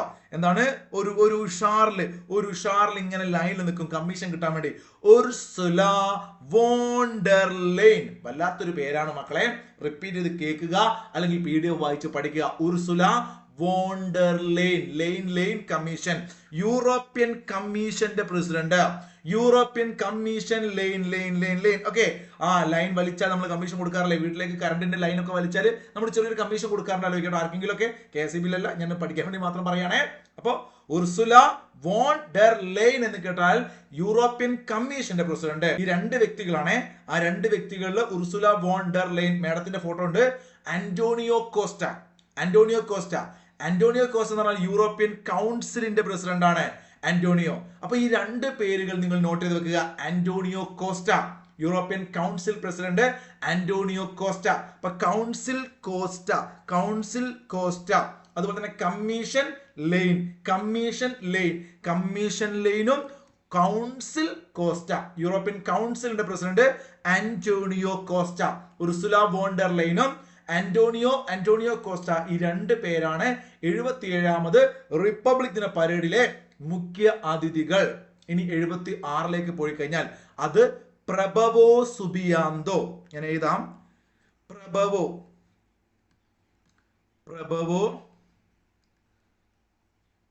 സുബിയാന്തോ. ആരാണ് പ്രഭവോ സുബിയാന്തോ? ഇത് ഇന്തോനേഷ്യൻ പ്രസിഡന്റ് ആണ്. പ്രഭവോ സുബിയാന്തോ ആയിരുന്നു 2025 കഴിഞ്ഞ വർഷത്തെ 76ാമത് റിപ്പബ്ലിക് ദിന പരേഡിന്റെ മുഖ്യ അതിഥി. പ്രഭവോ സുബിയാന്തോ, ഇന്തോനേഷ്യൻ പ്രസിഡന്റ്. ഇനി നോക്കൂ, ഏറ്റവും പ്രധാനപ്പെട്ടത് എല്ലാ കൊല്ലവും PSC ചോദിക്കുന്ന ഒരു ചോദ്യമാണ്. ഞാൻ റെഡ് കളറിൽ കൊടുത്തത് പരേഡിനകത്ത് മികച്ചതായിട്ട് തെരഞ്ഞെടുക്കുന്ന ടാബ്ലോകളുണ്ട്. നോക്കൂ, അത് ജനങ്ങളുടെ വോട്ടെടുപ്പിലൂടെ അല്ല തെരഞ്ഞെടുക്കുന്നത് മികച്ചത്. ഇവിടെ റെഡ് കളർ നിങ്ങൾക്ക് കാണാം, മികച്ച നിശ്ചല ദൃശ്യം അല്ലെ, അതുപോലെ തന്നെ മികച്ച ഈ പറയുന്ന സേനകൾക്കുള്ള അവാർഡ്, ഇതൊക്കെ റെഡ് കൊടുത്തു. ഇനി ബ്ലൂ കളറിൽ കൊടുത്തത് ജനപ്രിയമാണ്. നിങ്ങളത് മനസ്സിലാക്കാൻ വേണ്ടിയാണ് പറയുന്നത് കേട്ടോ. അപ്പൊ റെഡ് കൊടുത്തത് മികച്ചത്. ഇത് രണ്ടും നമുക്ക് മാറാതെ പഠിക്കണം. നോക്കൂ, പരേഡിലെ മികച്ച നിശ്ചല ദൃശ്യങ്ങൾ, അതായത് 30ഓളം സംസ്ഥാനങ്ങളുടെയും അതുപോലെ തന്നെ കേന്ദ്രഭരണ പ്രദേശങ്ങളുടെയും നിശ്ചല ദൃശ്യങ്ങൾ ഈ ഒരു 2026 പരേഡിൽ ഉണ്ടായിരുന്നു. ആ 30ഓളം ടാബ്ലോകൾ, ഓരോരോ ടാബ്ലോകളായിട്ട് ഇങ്ങനെ വരും അല്ലെ, നിശ്ചല ദൃശ്യങ്ങൾ ഇങ്ങനെ വരും. അപ്പൊ സംസ്ഥാനങ്ങളും കേന്ദ്ര പ്രദേശങ്ങളും നോക്കുന്ന സമയത്ത് അതിലേറ്റവും മികച്ചതായിട്ട് തിരഞ്ഞെടുക്കപ്പെട്ടത് മഹാരാഷ്ട്രയാണ്. നോക്കൂ, മഹാരാഷ്ട്രയാണ് ഒന്നാമതായിട്ട് വന്നത്. നിർബന്ധമായും പഠിക്കുക, ഉറപ്പായിട്ട് ചോദിക്കും മഹാരാഷ്ട്ര. രണ്ടാമത് ജമ്മു കാശ്മീർ, മൂന്നാമത് കേരളം. നോക്കൂ, 12 വർഷങ്ങൾക്ക് ശേഷമാണ് കേരളം ഇങ്ങനെ 3 പൊസിഷൻ. ഇത് പ്രധാനപ്പെട്ട ഒരു പുരസ്കാരം പോലെയാണ്. കാരണം ഈ ടാബ്ലോകളിൽ മികച്ച 1-ാം സ്ഥാനം, 2-ാം സ്ഥാനം, 3-ാം സ്ഥാനം തിരഞ്ഞെടുക്കുന്നതാണ്. ഇങ്ങനെ കേരളം ഒരുപാട് നാളുകൾക്ക് ശേഷം വരികയാണ്. അതുകൊണ്ട് ഉറപ്പായിട്ട് നിങ്ങളുടെ പരീക്ഷയ്ക്ക് ഈ ചോദ്യം വന്നിരിക്കും, 100% ഉറപ്പ്. കേട്ടല്ലോ? അപ്പോ മികച്ച നിശ്ചല ദൃശ്യങ്ങളിൽ 1-ാം സ്ഥാനം മഹാരാഷ്ട്ര. ബൈഹാർട്ട് പഠിച്ചേ, മഹാരാഷ്ട്ര, ജമ്മു കാശ്മീർ, കേരളം. മഹാരാഷ്ട്ര, ജമ്മു കാശ്മീർ, കേരളം. മഹാരാഷ്ട്രയുടെ ടാബ്ലോയുടെ തീം എന്തായിരുന്നു? അത് ഗണേശോത്സവമായിരുന്നു. ഇവിടെ സ്ക്രീനിൽ കാണാൻ പറ്റും, ഗണേശോത്സവം. ഗണേശോത്സവം, മഹാരാഷ്ട്ര ഗണേശോത്സവം. മികച്ച ടാബ്ലോ 2026 റിപ്പബ്ലിക് ദിന പരേഡ്, ഗണേശോത്സവം, മഹാരാഷ്ട്ര. 2-ാം സ്ഥാനം. ജമ്മു കാശ്മീരിൽ എന്താണ്? കരകൗശല വസ്തുക്കളും നാടോടി നൃത്തങ്ങളും. മനസ്സിരുത്തി പഠിച്ച്. ജമ്മു കാശ്മീരിൽ എന്താണ്? കരകൗശല വസ്തുക്കളും നാടോടി നൃത്തവും. അങ്ങനെയാണെങ്കിൽ നോക്കൂ, കേരളത്തിലേക്ക് വരാം. ഇത് രണ്ടും നിങ്ങൾ ഫോട്ടോ കണ്ടോ? എന്റെ സ്ക്രീനിൽ പിറകിൽ കണ്ടാലും PDF നിങ്ങൾ അടിച്ചു പൊളിച്ച് സൂം ചെയ്തൊക്കെ നോക്കി കാണാം കേട്ടോ. കേരളത്തിലേക്ക് വരാം. നിങ്ങൾ എല്ലാവരും പഠിച്ചിരിക്കണം. കേരളത്തിലേക്ക് വരുമ്പോൾ കൊച്ചിയിൽ ഇതാ പുതുതായിട്ട് വന്ന പ്രധാനപ്പെട്ട, കേരളത്തെ ലോകത്തിന് മുമ്പിലെ നോക്കിക്കാണുന്ന ഒരു പ്രധാനപ്പെട്ട കാര്യമാണ്, ഒരു പുതിയ പദ്ധതിയായിരുന്നു Kochi water metro. Kochi water മെട്രോയും അതുപോലെ തന്നെ 100% ഡിജിറ്റൽ സാക്ഷരതയും. സാക്ഷരതയല്ല, ഡിജിറ്റൽ സാക്ഷരത തന്നെ പഠിക്കണേ. 100% ഡിജിറ്റൽ സാക്ഷരതയും കൊച്ചി വാട്ടർ മെട്രോയും. ഇതായിരുന്നു തീമിനകത്ത് ഉൾപ്പെടുത്തിയ പ്രധാനപ്പെട്ട ഹൈലൈറ്റ് ചെയ്തിരിക്കുന്ന 2 കാര്യങ്ങൾ. കൂടാതെ ആത്മനിർഭർ ഭാരതത്തിനായി ആത്മനിർഭർ കേരളം. ഇതാണ് ആ തീം. നമുക്ക് മൊത്തത്തിൽ പറയാം, ആത്മനിർഭർ ഭാരതത്തിനായി ആത്മനിർഭർ കേരളം. എന്നാൽ അതിന്റെ ഹൈലൈറ്റ് ചെയ്തിരിക്കുന്ന കാര്യങ്ങൾ എന്തൊക്കെയായിരുന്നു? 1 വാട്ടർ മെട്രോ, അതുപോലെ 100% ഡിജിറ്റൽ സാക്ഷരത.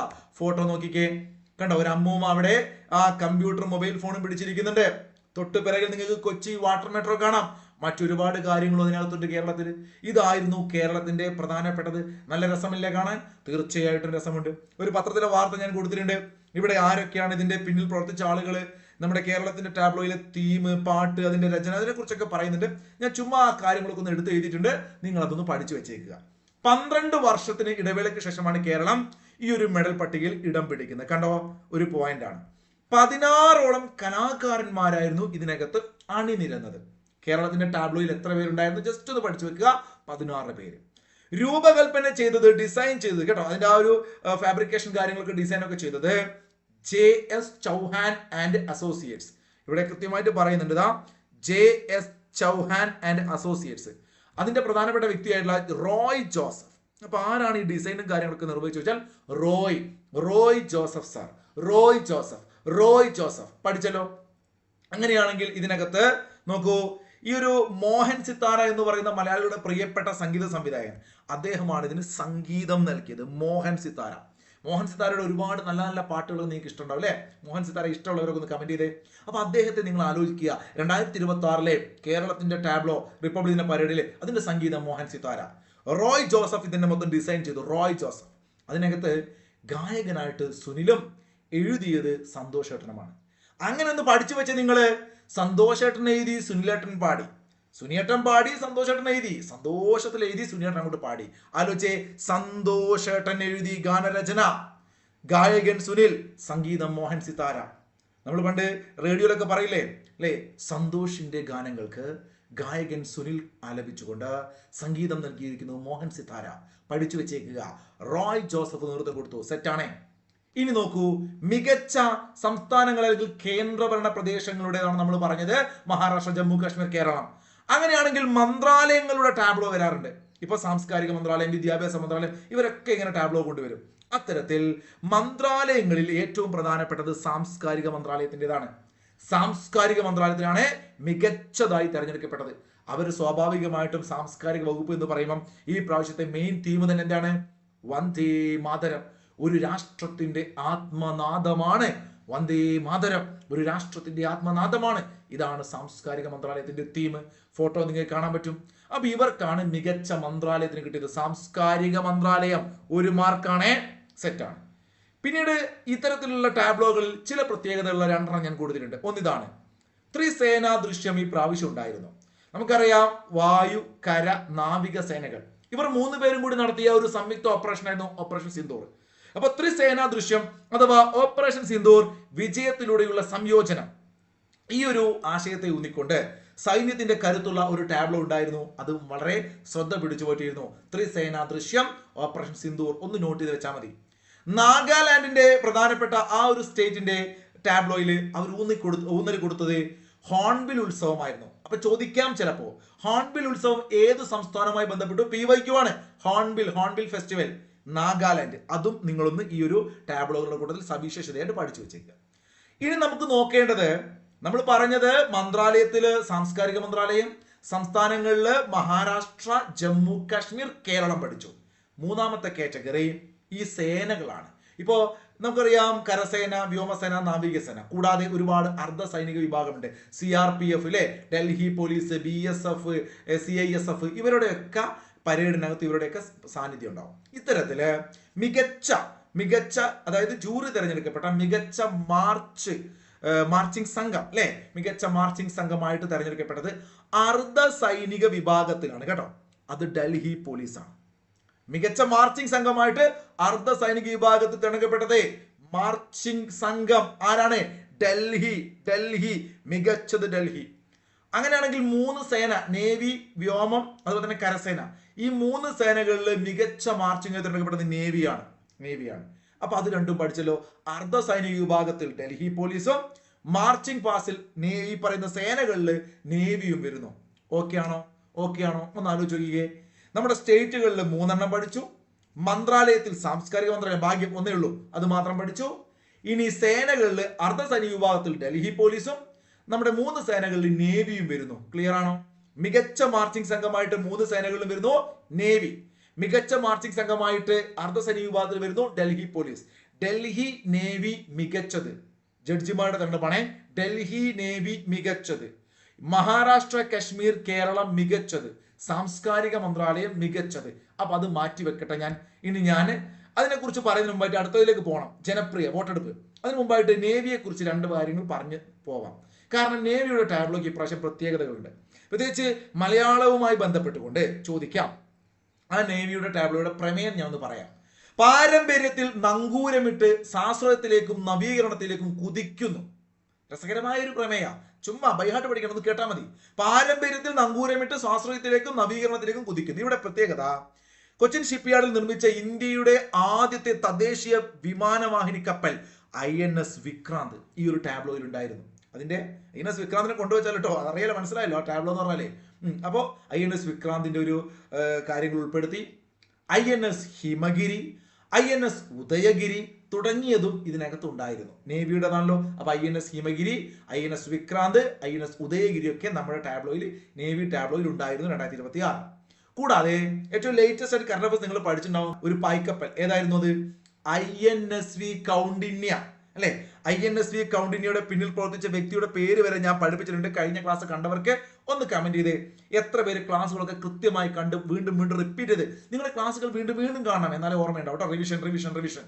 അപ്പൊ INSV കൗണ്ടിന്യയുടെ ആളുടെ പേര് ഓർക്കുന്നവർ കമന്റ് ചെയ്തേ. അപ്പൊ ഈ ടാബ്ലോയിൽ INS Vikrant, INS Himagiri, INS Udayagiri ഉണ്ടായിരുന്നു.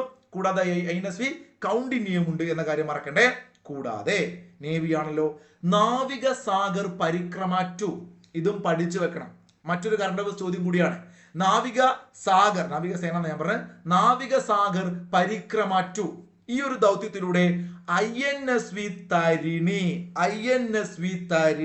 തരുണി മണികൾ എന്നൊക്കെ നമ്മൾ പറയാറില്ലേ. നമ്മുടെ 2 മേഡം ആരൊക്കെയായിരുന്നു? ഒന്ന് ദിൽന മേഡം, രൂപ മേഡം. ദിൽന, രൂപ. ദർഹം എന്നൊക്കെ പറഞ്ഞാൽ രൂപ ഇന്ത്യയിലും ദർഹം ഗൾഫിൽ എന്നൊക്കെ പറയാം. അപ്പൊ ദിൽന രൂപ തരുണികളാണ് നാവിക സാഗർ പരിക്രം 2.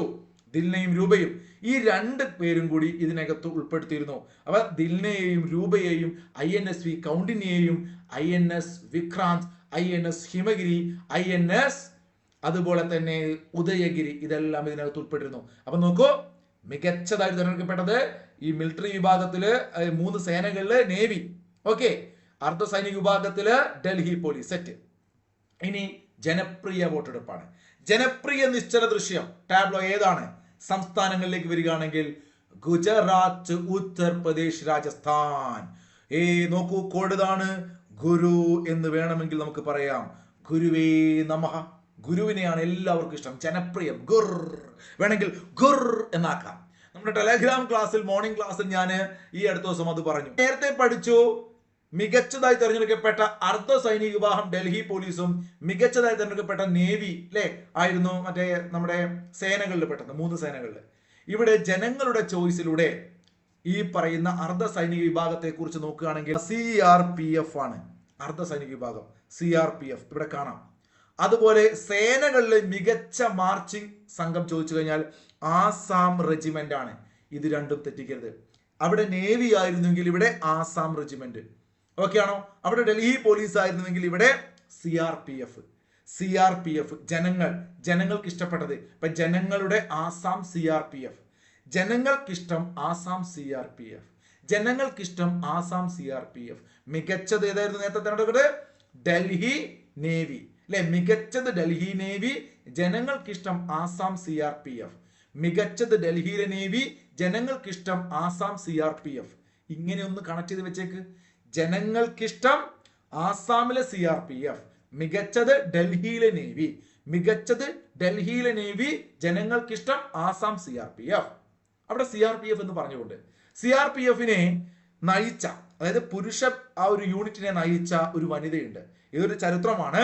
റിപ്പബ്ലിക് ദിന പരേഡിൽ CRPFന്റെ പുരുഷ യൂണിറ്റിനെ നയിക്കുന്ന ആദ്യത്തെ വനിതാ ഉദ്യോഗസ്ഥ ആരാണ് ചോദിച്ചാൽ സിമ്രാൻ ബാല. നിങ്ങൾ നമ്മുടെ സിനിമാ താരം സിമ്രാൻ ഇല്ലടാ, വിജയിന്റെ തുള്ളാത മനവും തുള്ള സിനിമയുടെ പേര്, ആ സിനിമയിലൊക്കെ ഉള്ള നമ്മുടെ സിമ്രാൻ മേഡത്തിന് നിങ്ങളൊന്ന് ഇമാജിൻ ചെയ്തേ. CRPFന്റെ ആ ഒരു മാർച്ച് അല്ലെ, ആ ഒരു യൂണിറ്റ് സംഘത്തെ നയിക്കുന്ന ആരാണ്? സിമ്രാൻ. മനസ്സിലുണ്ടാവൂലേ എന്താണ് CRPFന്റെ പ്രത്യേകത? ജനങ്ങൾ തെരഞ്ഞെടുത്തു.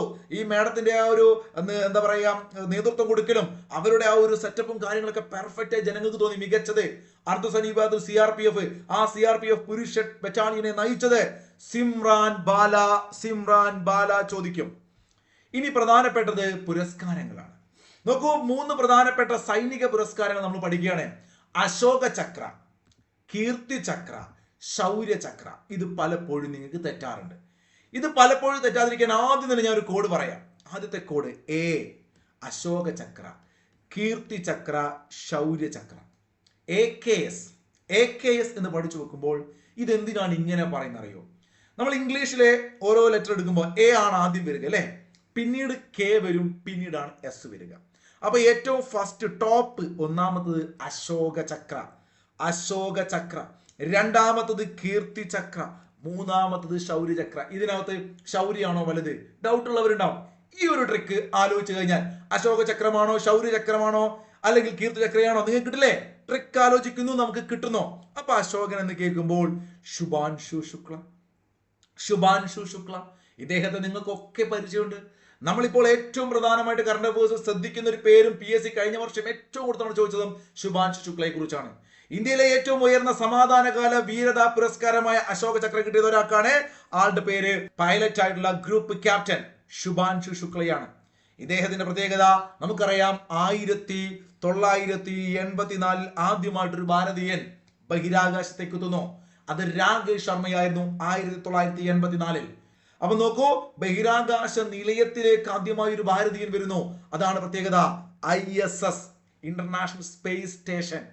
ബഹിരാകാശത്തേക്ക് എത്തിയ ആദ്യത്തെ ഭാരതീയൻ രാകേഷ് ശർമ്മയാണെങ്കിൽ ബഹിരാകാശ നിലയം ആ നിലയം സന്ദർശിച്ച ആദ്യത്തെ ഭാരതീയൻ ശുഭാൻഷു ശുക്ലയാണ്. ഇന്ത്യ വിട്ടതല്ല കേട്ടോ. അദ്ദേഹം മാക്സി മിഷന്റെ ഭാഗമായിട്ട് അമേരിക്കയിൽ നിന്ന് പോയതാണെങ്കിലും അദ്ദേഹം അവിടെ പോയി. കൂടാതെ അടുത്ത വരാൻ പോകുന്ന ഇന്ത്യയുടെ ബഹിരാകാശത്തേക്ക് മനുഷ്യനെ എത്തിക്കാനുള്ള ദൗത്യമാണ് ഗഗൻയാൻ. അതിലുള്ള ഒരാളാണ് ആര്? ശുഭാൻഷു ശുക്ല. ഇദ്ദേഹത്തിന് എന്ത് കിട്ടുന്നു? അശോക ചക്രം കിട്ടുന്നു. കീർത്തി ചക്ര 3 പേർക്കാണ് കീർത്തി ചക്ര. ഇതിൽ നിങ്ങൾ പഠിക്കേണ്ടത് മലയാളിയായ പ്രശാന്ത് ബാലകൃഷ്ണൻ നായരെയാണ് ഊന്നി പഠിക്കേണ്ടത്. 3 പേർക്ക് കിട്ടുന്നു. ഒന്ന് മേജർ അർഷദീപ് സിംഗ്, നായിബ് സുബേദാർ ദൊലേശ്വർ സുബ്ബ, ദൊലേശ്വർ ബാലകൃഷ്ണൻ, ബാലദോല അർഷ് കീർത്തി ചക്ര നേടി, ബാലദോല അർഷ് കീർത്തി ചക്ര നേടി, ബാലദോല അർഷ് കീർത്തി ചക്ര നേടി, ബാലദോല അർഷ് കീർത്തി ചക്ര നേടി. ഇങ്ങനെ പറഞ്ഞാൽ മതി. ബാലകൃഷ്ണൻ, ദോലേശ്വർ, അർഷദീപ്. അർഷദീപ് സിംഗ്, ധോലേശ്വർ സുബ, ബാലകൃഷ്ണൻ നായർ, നമ്മുടെ പാലക്കാടുകാരൻ, നമ്മുടെ ലെനച്ചേച്ചിയിലെ സിനിമ നടി, ആ പുള്ളിക്കാരത്തി ഇദ്ദേഹത്തെയാണ് വിവാഹം കഴിച്ചത് അല്ലേ. അപ്പോ ഇന്ത്യൻ വ്യോമസേനയുടെ പൈലറ്റ് ആയിരുന്ന ഗഗൻയാൻ ദൗത്യത്തിന്റെ തലവനായിട്ടുള്ള പാലക്കാട് സ്വദേശി, നെന്മാറ സ്വദേശിയാണ് ആര്, പ്രശാന്ത് ബാലകൃഷ്ണൻ നായർ. അങ്ങനെയാണെങ്കിൽ മൂന്നാമത്തെ പൊസിഷനിൽ ഇരിക്കുന്ന, മൂന്നാമത്തെ ഉയർന്ന സമാധാനകാല വീരതാ പുരസ്കാരം ശൗര്യചക്ര. ശൗര്യചക്ര ഇത് ഇപ്രാവശ്യം 2026 എത്ര പേർക്ക് കിട്ടി? 13 പേർക്ക് കിട്ടി. അതിൽ ഒരാൾ മരണാനന്തരമാണ്. 13 പേരൊന്നും പഠിക്കേണ്ട, പക്ഷെ 3 മലയാളികളുണ്ട്, അത് നിങ്ങൾ പഠിച്ചു വെച്ചേക്കുക. പ്രധാനപ്പെട്ടവരിൽ ഒരു 3 മലയാളികളെ ചിലപ്പോൾ ചോദിക്കാം. ഒന്ന് ദില്ല, നമ്മൾ നേരത്തെ പഠിച്ചിരുന്നു അല്ലെ, ലോകം ചുറ്റിയ ആ പൈക്കപ്പിൽ ഉണ്ടായിരുന്ന നമ്മുടെ 2 മിടുക്കികളായിട്ടുള്ള 2 താരങ്ങൾ എന്ന് വേണമെങ്കിൽ പറയാം അല്ലെ, ഇന്ത്യൻ നേവിയുടെ അഭിമാന താരങ്ങൾ.